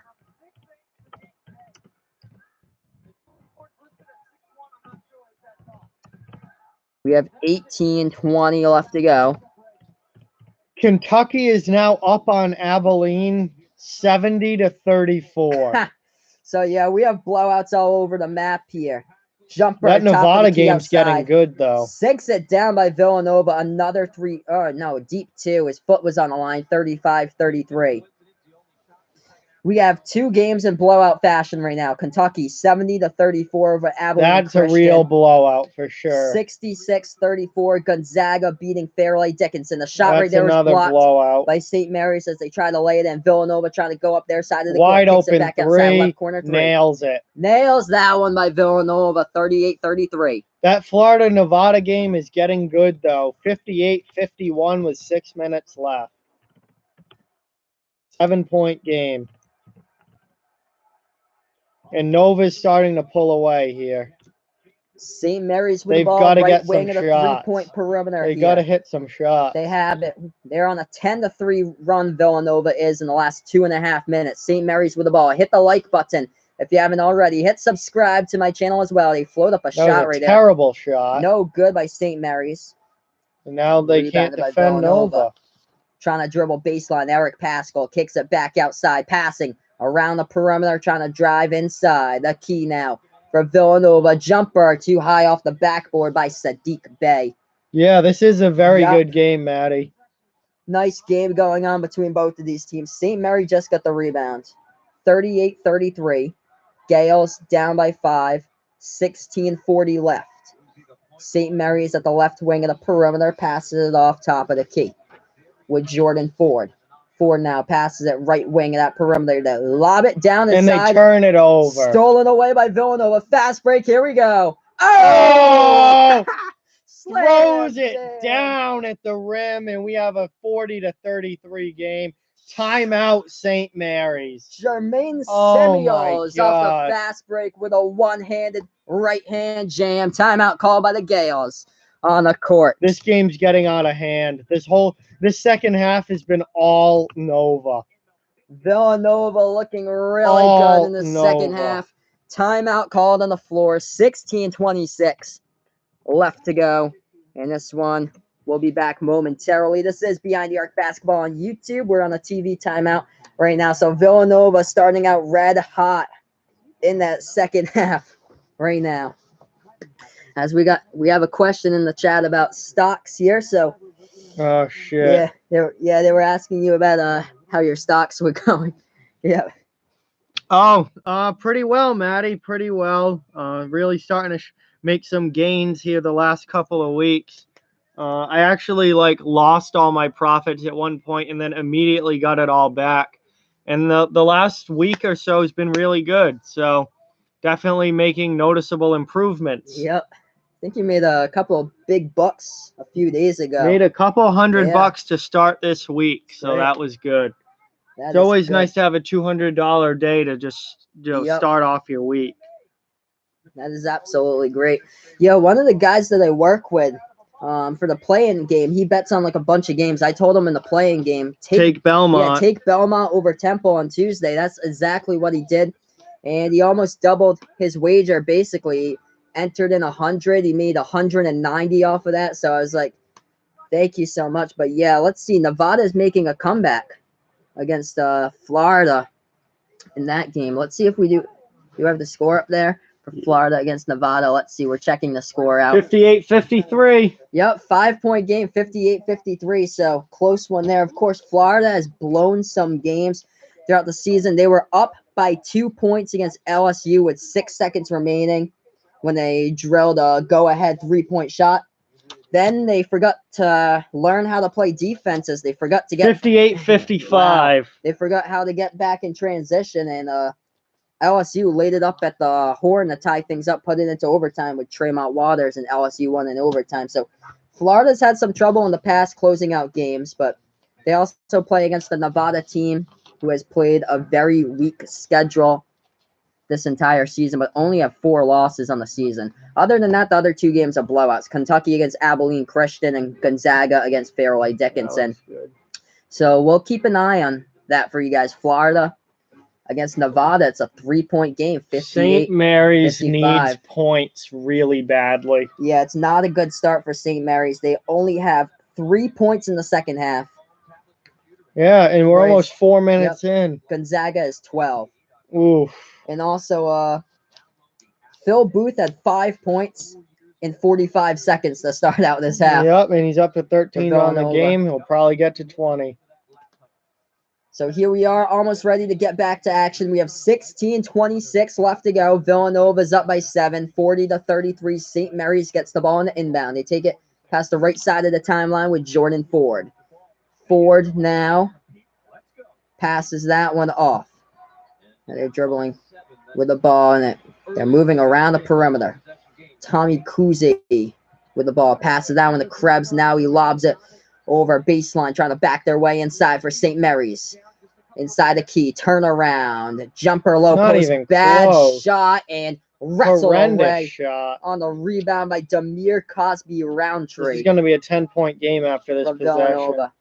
Villanova with the ball. They're on a 12-3 run in the past 4 minutes. Long 2. Deep 2, no good. Get the offensive rebound. Offensive board by Nova. Kick it back out. Oh, we got a foul on the play. Blocking foul. Blocking foul. He was moving. By St. Mary's. St. Mary's tried to go for the charge right there, but he was moving. Couldn't get the call. They were moving on the play. Another timeout called on the court. 15:36 left to go. I'm going to update you guys with the time here. Same score, 40-33, just with 15:36 left to go in the ball game in this one. But yeah, in order for St. Mary's to get back, they need to make some big shots along the stretch. But Villanova, another problem, has been closing out games. They were up big time against Xavier earlier in the season. Xavier ended the game on a 17-0 run and beat Villanova. So anything's possible here. It depends on Villanova. If they get kind of too complacent and then they just start taking 3-point shots, it will all depend on if they hit the 3-point shots. Just like the first 2 games we did, the shooting percentage tells the story. Yep. One team shoots over 50%, they win the game. The other team shoots in the 30s or even worse. They're going to lose every time. And right now, Villanova is shooting 55% from the floor, whereas St. Mary's is only shooting 38%, and that's a big problem for St. Mary's. Shooting percentage. And the 3-point percentage is the same. Villanova is shooting 45 from 3. St. Mary's is only shooting 37. So whichever team shoots better is going to win the game every single time. And that's what Villanova's has been doing right now. Well, this half has been all Villanova. All Nova. And coming into this game, Villanova has averaged about 35% from 3-point range this season. They're basically 10% above that average right now in the game, and that's what's been the key here for Villanova. Is they're up by 7. They're draining shots. 15:36 left to go when we do get back into the game. They've hit some big shots, and also they've hit some 3-point shots without the usual suspects that they usually do hit the 3-point shots with. It's usually, most of the time, Colin Gillespie and Phil Booth, but we've seen 3-point shots go down by Jermaine Samuels and Sadiq Bey. Both of those guys are forwards instead of guards for Villanova.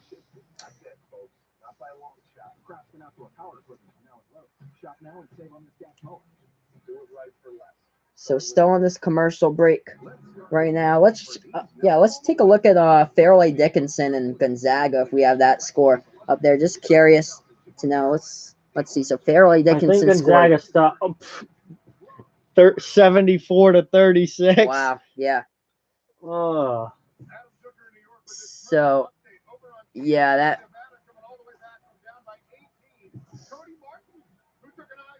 Wow, 60-57. That's now a close game. So actually, yeah, so Fairleigh Dickinson, wow, so they scored 20 points actually in the first 10 minutes of the second half. So they're actually scoring here, but well, it's still I'm sure Gonzaga I'm sure they put in their bench players. Yeah, Gonzaga definitely probably took their foot off the pedal a little bit when you're up that high. But here we are back to action. Underneath the basket, Villanova kicks it back outside. Top of the key three, no good. Offensive rebound, and then they give it away. They give it up. They try to put it back in one of their teammates' hands, save the ball, but right there, St. Mary's got it back. They have it left wing of the perimeter. Ford passes that one off, and now they try to take it inside. Jumper on the key. Good. Got it down by Krebs. And as bad as St. Mary's has played this half so far, it's only a 5-point game. It's not like they're down by 15 now and need to come storming back. It's only a 5-point game, even though they've played horrible this half. 40-35.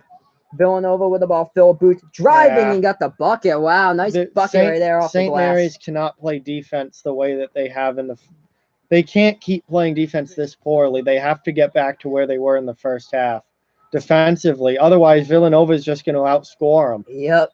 And we got the ball into the hands of Krebs here for St. Mary's. He passes it off. Right wing of the perimeter for St. Mary's. They're doing nothing with the ball. Needs somebody to take it. Now they dribble towards the right back corner of the front court. Now once again up against the shot clock. Right wing 3-5 left on the shot clock. Nails it! What a 3-point shot. And we have another 4-point 42-38 game. Look at that. What a game here between these two teams. The best game inside this time frame right now. All the other games are blowouts, of course. Except for Florida and Nevada. Yep, that game is finally. This game is shaping up to be that close, too. 60-57. Florida with a 3-point lead against Nevada, I believe. Under 4 minutes left. Yep. Top Deep of the key three. Pascal Nails it down right there for Villanova. Eric Pascal with a huge three from the outside. St. Mary's has to answer with at least a 2 here. They cannot come out of this possession empty.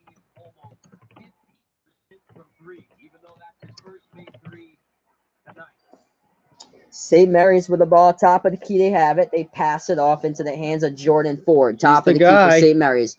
Floaters long. No good off the top of the iron.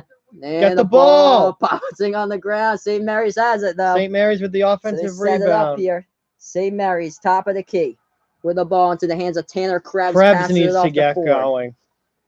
They pass it off. Lob pass. Trying to back their way inside. Low post here for St. Mary's. Working inside. Got it. There's 2. Right there. Nice 5-point game again. 45-40. They needed to answer, and they did.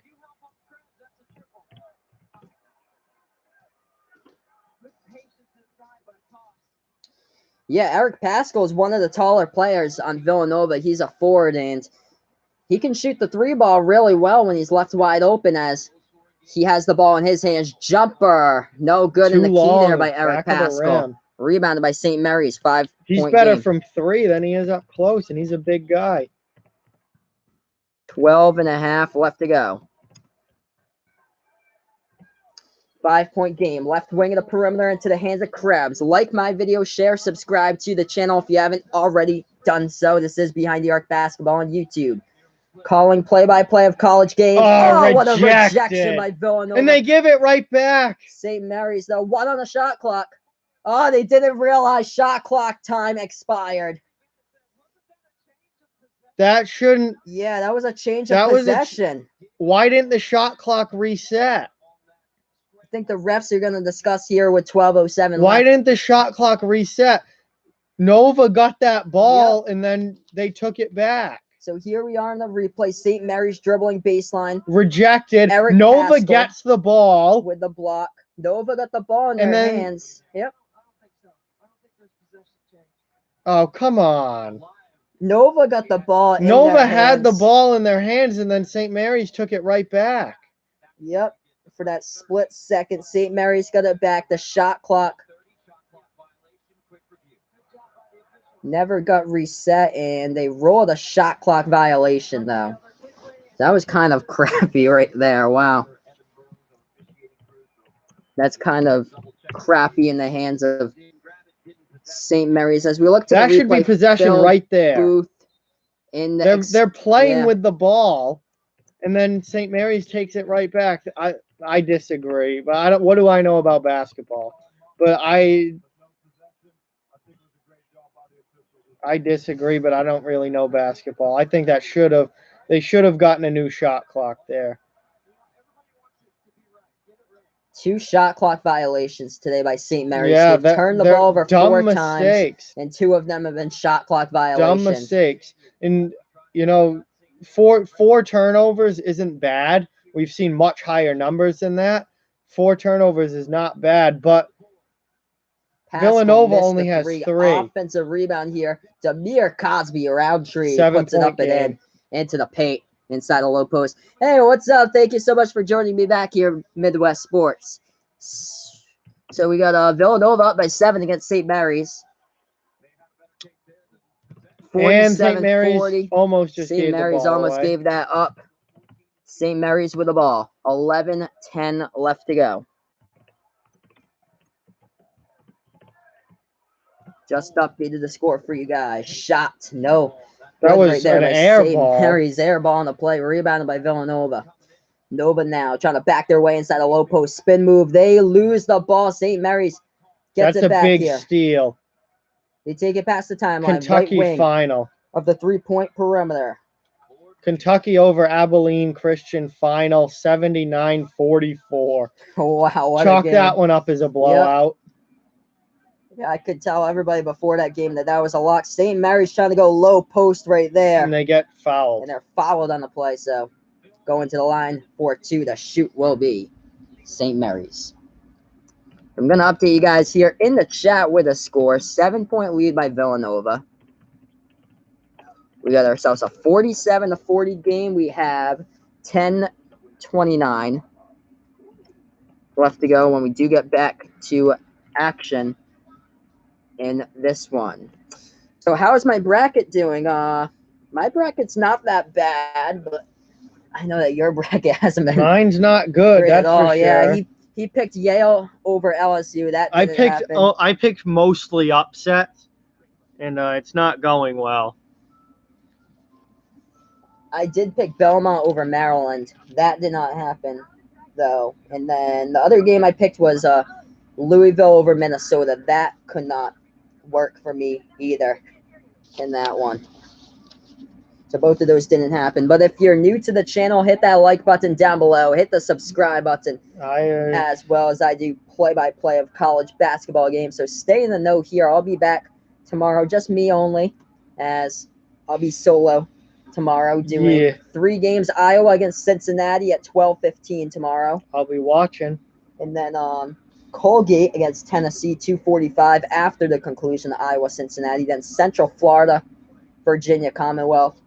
That's going to be a very late game, probably like 10:45, 11 o'clock at night when I do have to do that game. So that's going to be interesting.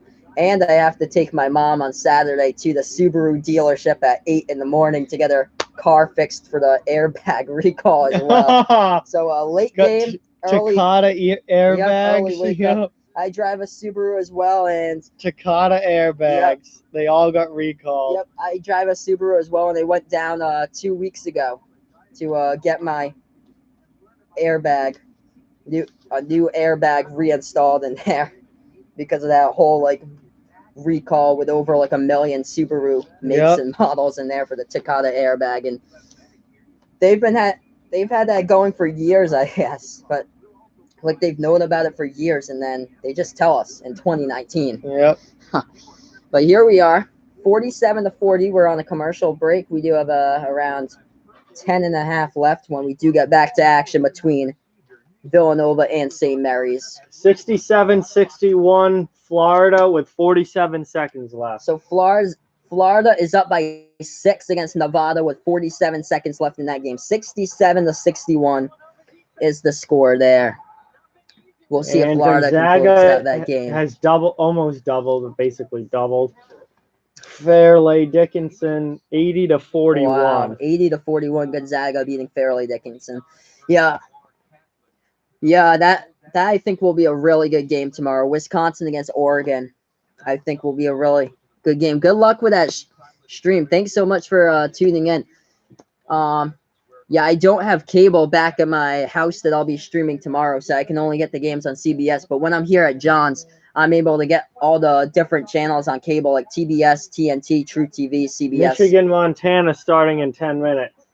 So there we go. So 10 minutes from now, Michigan against Montana will start off. And Michigan played Montana last year in the first round and beat them, I think it was 60-47. Yeah, this should be an even bigger blowout, I think. Both shots at the free throw line went down by St. Mary's, 47-42. Villanova with a 5-point lead. 10.5 left to go.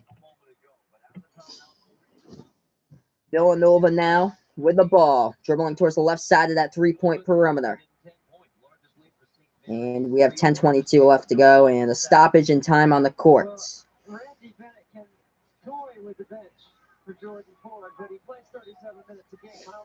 Yeah, Montana played Michigan last year in the first round as well. I think for biggest, like, closest game for a 2 seed, besides nobody was expecting Michigan State against Bradley today, as Villanova tries to go inside low post and St. Mary's gets the ball. I think the biggest upset possibly tomorrow, I don't think it's an upset, but I think maybe a close game. You have to keep your eye on Tennessee against Colgate. Colgate's won 11 games in a row. Tennessee played absolutely awful in the SEC title game against Auburn. They got blown out, lost by 20. It's going to be an interesting matchup between the 2 and 15 of those tomorrow. 47-42, Villanova trying to go. They couldn't finish at the rim. Rebounded by St. Mary's. 9:40 left to go. St. Mary's with the ball, and they turn it over dribbled again. Out of bounds with a turnover. The St. Mary's cannot win turning the ball over. They cannot win missing shots, and they're doing both right now. And 2 of the turnovers in the game were shot clock violations. It's not like Villanova's pulling away or really playing all that great to win this. St. Mary's is just not doing the things needed to win. The first play of the game, if St. Mary's loses, it basically sums it all up. Yep. That half court, or the backcourt violation, and then the shot clock violation were St. Mary's first 2 possessions of the game. And that, it would explain it. They are making dumb mistakes. 5-point lead by Nova. They do have the ball. Colin Gillespie puts it into the hands of Phil Booth at the top of the key. Booth dribbling towards the right wing of the 3-point perimeter. Backing his way in there for Booth. Inside the key. Jumper. No good. Hits the front part of the St. Mary's is getting all the opportunities in the world to get back into this game. And to tie this game up, and they're not taking advantage of any of it. 9 minutes left to go. Left wing. Krebs feeds it off to Jordan Hunter now, the big man. 6'10", trying to back his way inside the low post. Hunter. Spin move. Jumper. No good. No good. It rolled right around the rim. Rebounded by Nova. If you're new to the channel, feel free to hit that like button and subscribe. Oh! What a block by St. Mary's inside the low post. Nova gets the ball back. But Villanova will get the ball back. Gonna update you guys with a score here in the chat. Downright disrespectful rejection. What a swat up top right there by number 1, Jordan Hunter, the center for St. Mary's on the last play, as he deflected Villanova from trying to get to the rim right there. 47-42.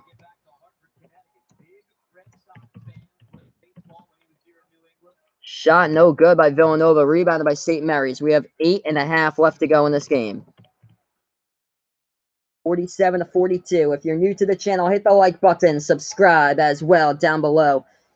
If this is your first time joining me, back tomorrow for more play-by-play of college basketball. St. Mary's with the ball. Jordan Ford bursts the speed inside. Kicks it back outside. Driving into the key now. Looking for somebody. 5 on the shot clock. Top of the key 3. St. Mary's, no. And there's an offensive turnover. And they're inside the key. Travel. Looked like a travel in there on the spin move by St. Mary's. So it's a turnover back to Villanova. So Villanova will get the inbound when we do get back to action.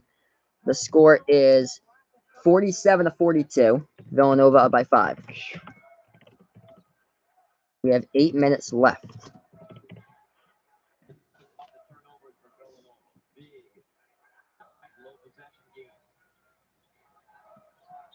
Villanova trying to dribble inside. Phil Booth kicks it back outside to his teammate, trying to dribble low post. Sadiq Bey. And that ball went out of bounds. Right there was 7:47. Foul. Okay, so foul called on the play committed by St. Mary's. So when we do get back to action, we'll have 7:47 left to go. This game has been stuck basically for the past couple minutes at the same score, 47-42. So low scoring affair here. That's how this game started out. It was really, really slow as well in this one. But if you're new to this channel, hit that like button down below. Hit the subscribe button as well, as I do play-by-play of college basketball games. I'll be back tomorrow with Behind the Arc Basketball on YouTube. And I'll be streaming throughout the March Madness tournament. And, of course, hoping to get my friend John here along with me on the channel some more games, as he has his own hockey channel called Off the Wall Hockey on YouTube. Do. Type that in. Off the Wall Hockey. On the YouTube search bar and find his channel. It's It'll called come Off right the up. Wall Hockey. Give him that like button and subscribe button, as well as he's looking for a subscriber number 700. Hopefully on the way. Hopefully coming soon. Future coming soon.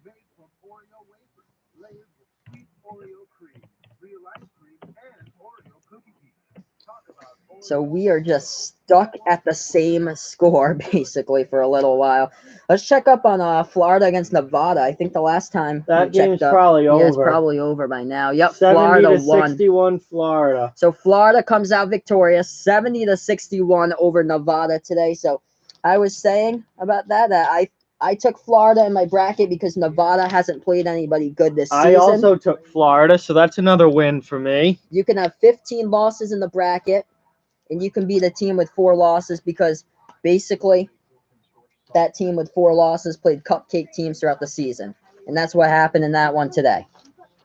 So Florida moves on to the round of 32 to face the winner of Michigan against Montana. So Michigan. Later tonight.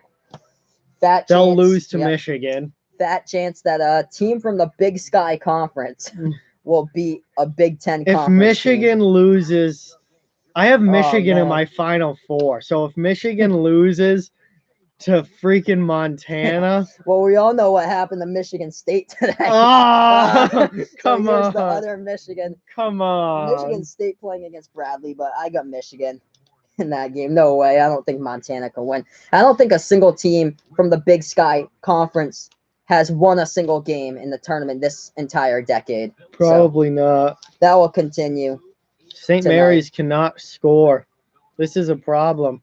They cannot score. They're shooting the ball at 37% from the field. Shooting percentage tells it all compared to Villanova's 47, almost near 48. If you're new to the channel, hit the like button down below. Hit the subscribe button as well, as I do play-by-play for college basketball games. So stay in the know here with Behind the Arc Basketball on YouTube. So Florida beat Nevada by 9. So that game finished up a few minutes ago. Yep. So that was a 10 versus 7 battle. Both of those other games going on right now are blowouts. Kentucky against Abilene Christian. Gonzaga just knocking the Kentucky's ended out of Fairleigh Dickinson. Yeah, Gonzaga's that Gonzaga game's almost over. And starting up right about now should be Michigan, Montana. Yep, and a huge shot from the outside by Villanova, 50 to 42. Right there, a huge 3-point shot by Nova. From the outside, 8-point lead here by Nova. St. Mary's cannot get anyone to score. They don't even have a score in double figures yet. St. Mary's has had a scoring drought, and I think like the past 5 minutes or so, they've been stuck at 42. Right corner 3, missed it. And a foul. And a foul as they try to rebound the ball from behind. Number 11, Matthias Tass, the freshman, got called with a foul. I think he was the one who had the freshman mistake with a backcourt violation to start.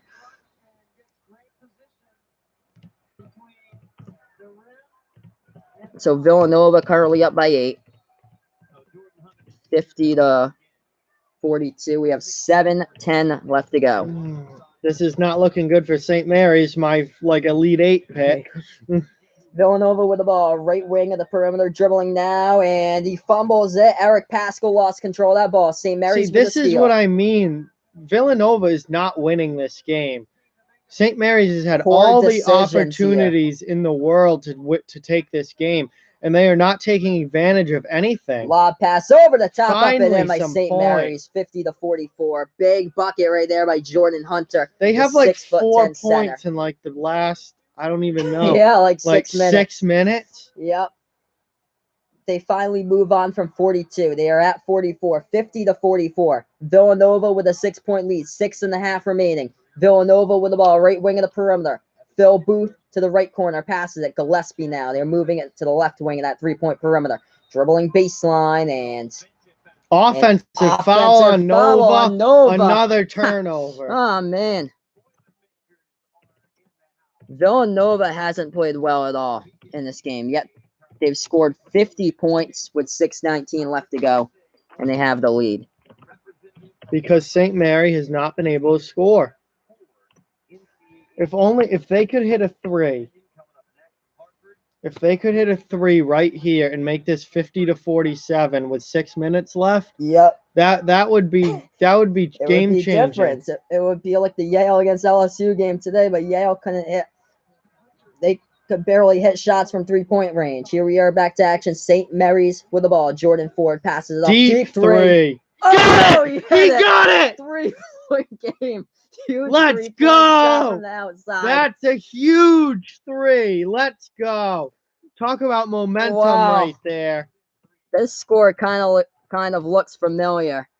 50-47 on the board. I think that was the same score as what St. Mary's was playing against Gonzaga in the WCC final. Top of the key, Phil Booth. Oh, he banks it home off the backboard. Off the glass. The glass was a savior in the shot right there for Phil Booth. 53-47. With 5:20 remaining. St. Mary's with the ball, left wing of the perimeter. They have the ball into the hands of Tommy Kuzi. Passes it left wing to Ford. Ford. Lob pass over the top. Low post here. Jordan Hunter trying to back his way baseline. Not going to do inside. Hunter. Spin move. Laying it up and in right there. Ooh, he got away with that one. 2 points. I thought that was a travel. I did inside. too. Yeah. It looks like a travel to me. Wow. Villanova 53, St. Mary's 49. So Jordan Hunter getting away with a little bit of stuff. He's not LeBron James. He's not allowed to travel. Yeah. 4:40 left to go. Villanova with the ball. Phil Booth at the right baseline, passing around the perimeter. Left wing 3, Nova. No good off the top of the iron. But he collided on the court. No foul. Phil Booth just absolutely obliterated a St. Mary's player near midcourt as he was trying to rebound that ball. This just became a hockey game for a second. If you guys, that was like Tom Wilson lighting someone up at center ice. Oh, man. That was a better hit than in half these NHL games nowadays.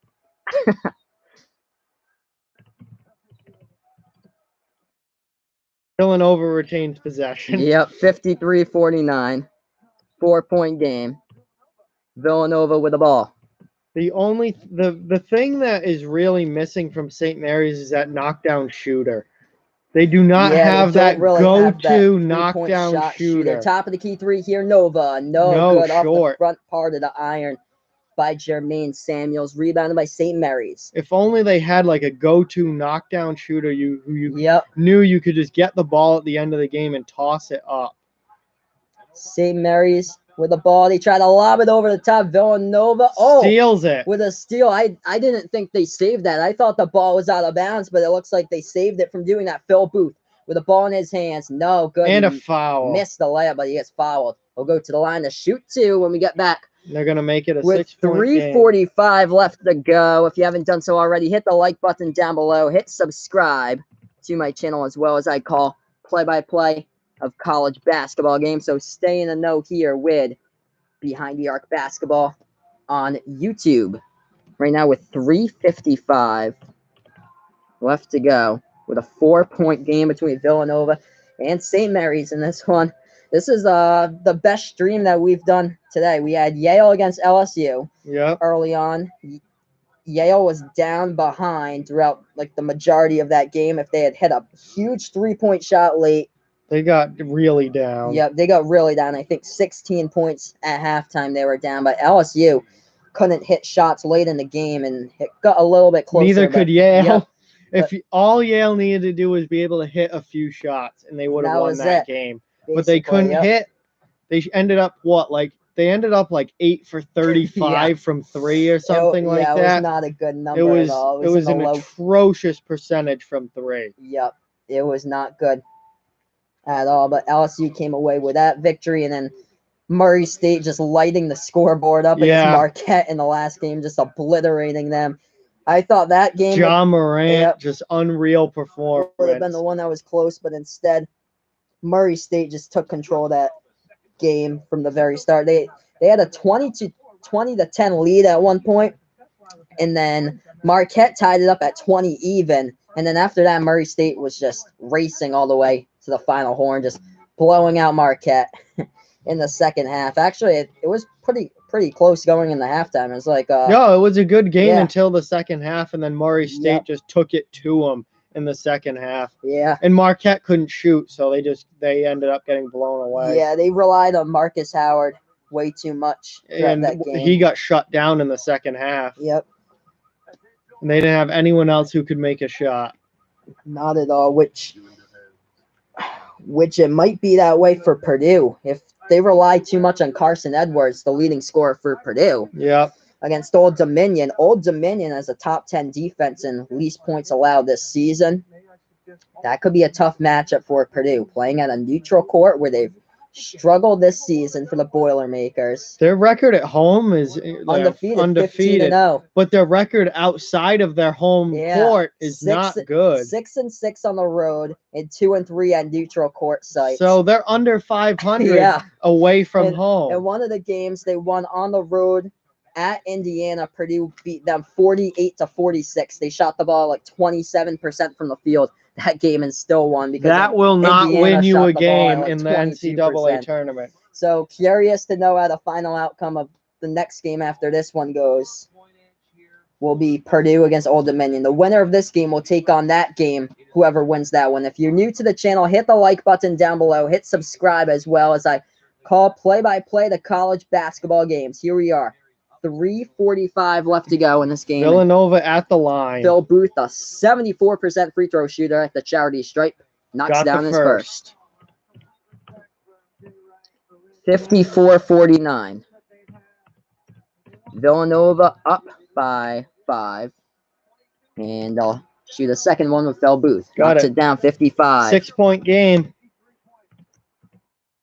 Got to get a basket here if you're St. Mary's. You cannot go empty-handed on this possession. So St. Mary's now has the ball at the right wing of the perimeter, dribbling towards that top of the key. They pass it off left wing. Jordan Ford passes it off top of the key here for St. Mary's. Nobody is open for St. Mary's. 3:25 left to go. St. Mary's with the ball, top of the key.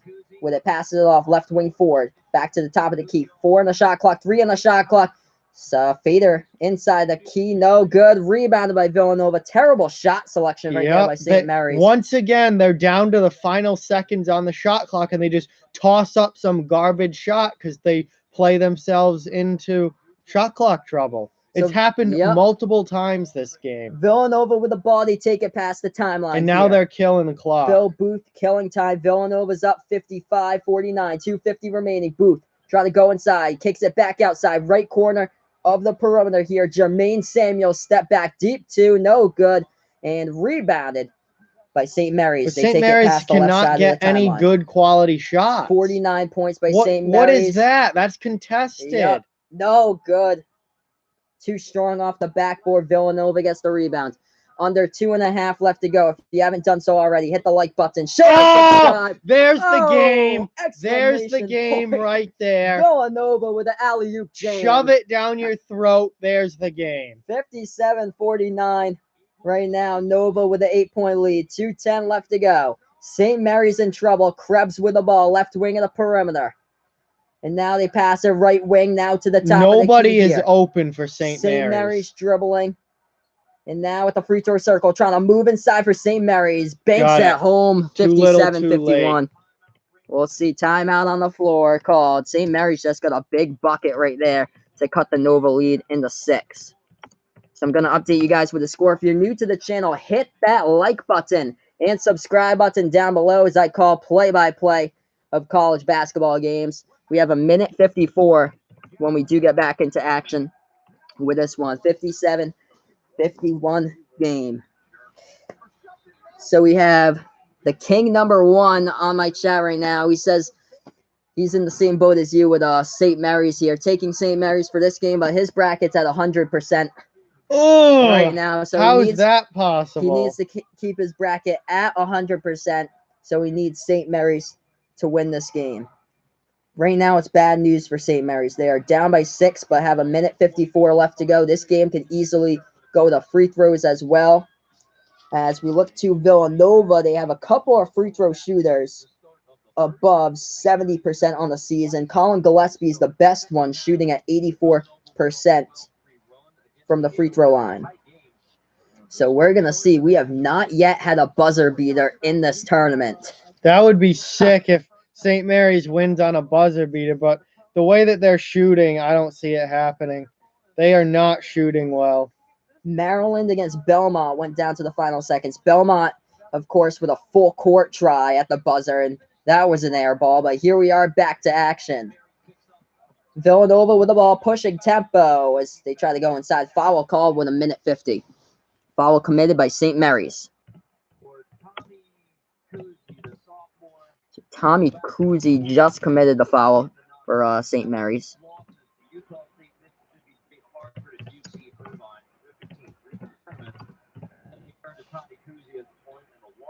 And he just fouled out as well. So Tommy Kuzi with 8 points for St. Mary's just fouled out, so he checks out of the game.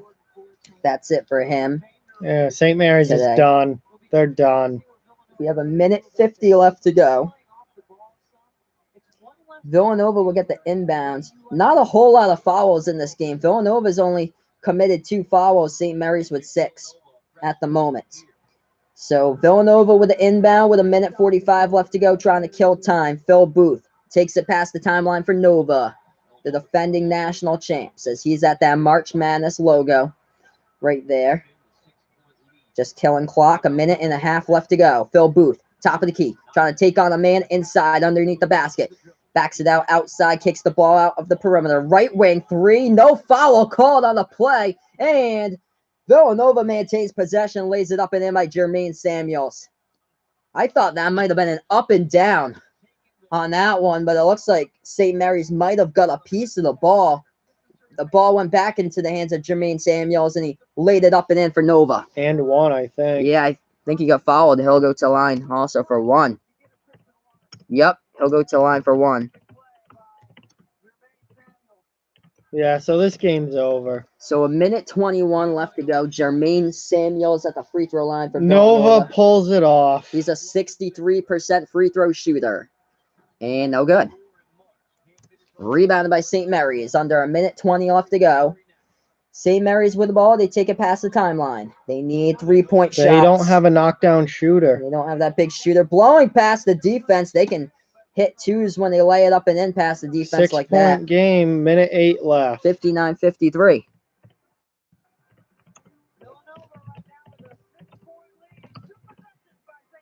So we have a minute and 8. We have a TV timeout on the floor. Going to get back to action momentarily here. This is Behind the Arc Basketball on YouTube. Hit the like button, share, subscribe to my channel, as I do play-by-play of college basketball games and, of course, more games throughout the tournament. But here we are, Villanova, St. Mary's, coming down to the final minute almost. St. Mary's needs to get a couple of key steals at this point.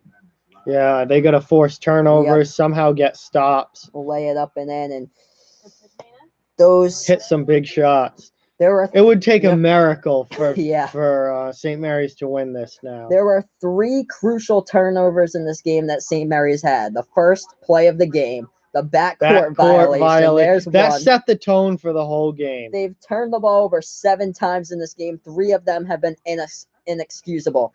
2 of them have been shot clock violations. Yep. One of them was a backcourt violation to start off the game. Yep. But here we are at the moment.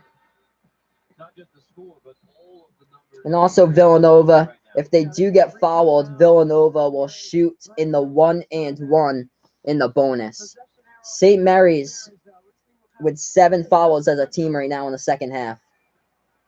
So here we are getting back to action with 1:08 left to go. And Villanova will get the inbound. 59-53, 6-point game. Nova the inbound. And they lob it up over the top. Almost stolen away by St. Mary's, but Villanova gets it back. Pass inside. Slam. Jam right there, getting behind the defense. Jermaine Samuels with a huge slam dunk for Nova with under a minute left to go. 61-53. St. Mary's with the ball. Down by 8. Top of the key. Deep three. No good from the iron. They tip it back outside, and Eric Pascal with a huge rebound by Nova with 47 seconds left on the clock.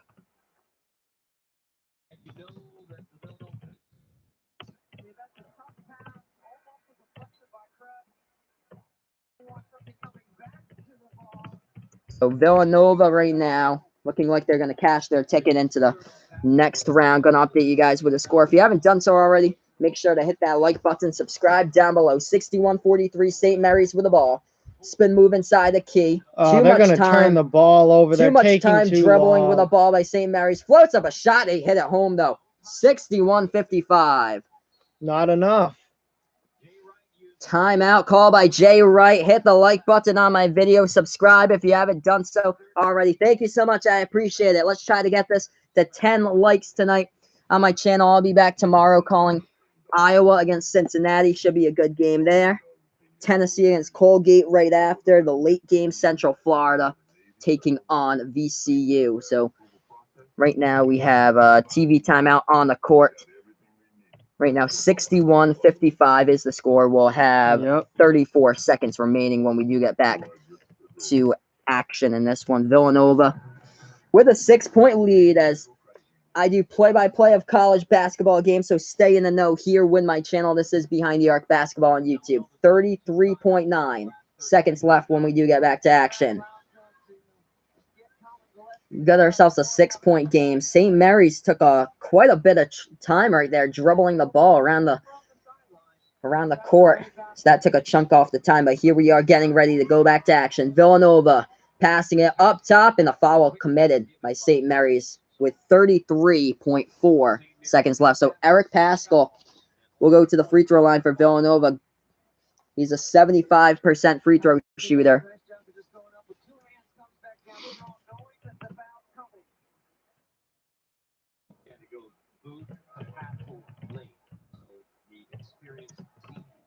.4 seconds left. Eric Pascal shooting in the bonus here at the free throw line for Nova.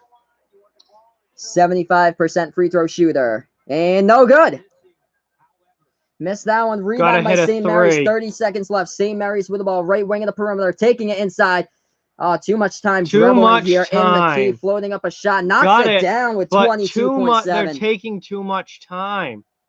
61-57. Villanova up by 4.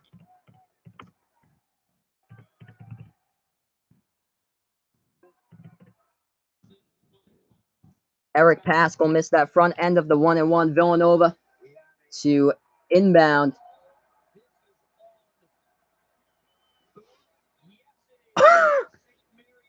And a foul St. Mary's ball on the offensive end called by Phil Booth of Villanova on the inbound. St. Mary's will get the ball back. He pushed off. He just pushed off on number 24, St. Mary's, Malik Betts. So St. Mary's will get the ball back with 20 seconds left. 61-57, Villanova up by 4. Deep three. Oh, that was the shot. Rebounded, and they follow Pascal with 11.9. That was the shot right there for St. Mary's. If that went in, that would have been nuts. That was the shot. That would have been a shot heard around the world right there for St. Mary's, and they missed that golden opportunity. 11.9 seconds left. That was the shot. Villanova back at the free throw line. If you haven't done so already, hit the like button and subscribe down below to my channel. I'll be back tomorrow calling some more college basketball games in the tournament. Pascal's a 75% free throw shooter. Eric Pascal at the free throw line for Villanova. Villanova with a 4-point lead, 61-57 against St. Mary's. We have 11.9 seconds remaining. Eric Pascal will be shooting in the bonus at the free throw line for Villanova. Let's try to get this to 10 likes tonight, guys. If you haven't done so already, make sure to hit that like button. So here we are. Eric Pascal at the free throw line. 11.9 seconds left in the bonus. No good. He missed it. Rebounded by St. Mary's. 10 seconds left. 8. Right wing of the perimeter. They're going for it. They get stripped of the ball. Villanova throws that ball at the corner, and they don't foul, and it's the game over. Villanova with the 4-point victory against St. Mary's. Wow. Well, there goes my bracket because I had St. Mary's in the Elite 8. What a game. I took Villanova, but I thought it would have been close, as this one has gone final on this game. 61-57. Villanova with a huge steal with 7 seconds remaining to put the W on the board in the cross-court pass, and St. Mary's was way too far behind to follow them, and that was the game right there. So Villanova, the defending national champs, moving on to the second round to take on the winner of Purdue against Old Dominion. And that's a late game, 10-15 tonight. Oh, man.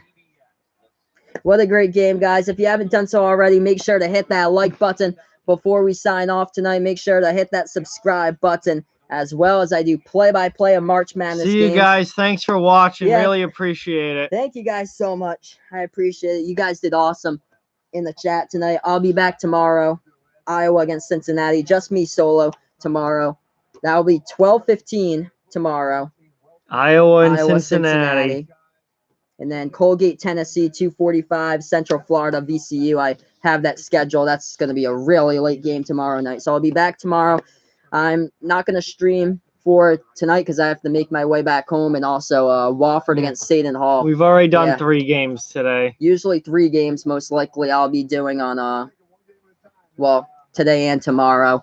And then I'll be scheduling some more, hopefully, for Saturday and Sunday once I get my schedule out. And maybe I'll have John back on the channel over here. This has been great. You guys were awesome in the chat today. Yep. We did a great job with a play-by-play and analysis of the players, breaking it down for you guys. I've got Wofford winning that game. I also have Wofford over Seton Hall. Yep. So I've got Wofford in that game. It all depends on if Miles Powell goes off today for Seton Hall in that game. But that's one of the question mark games on my stream, Wofford against Seton Hall. But join me back tomorrow. I'll be kicking it off 12:15 p.m. Eastern time. Number 10 Iowa takes on number 7 Cincinnati. The defending national champs pulling off the W in this one. Villanova beating St. Mary's, a close game, 61-57. Thank you all tonight for joining in. I appreciate it. Join me. This has been another presentation of Behind the Arc Basketball on YouTube. Thanks, guys. Thank you, guys. Yep.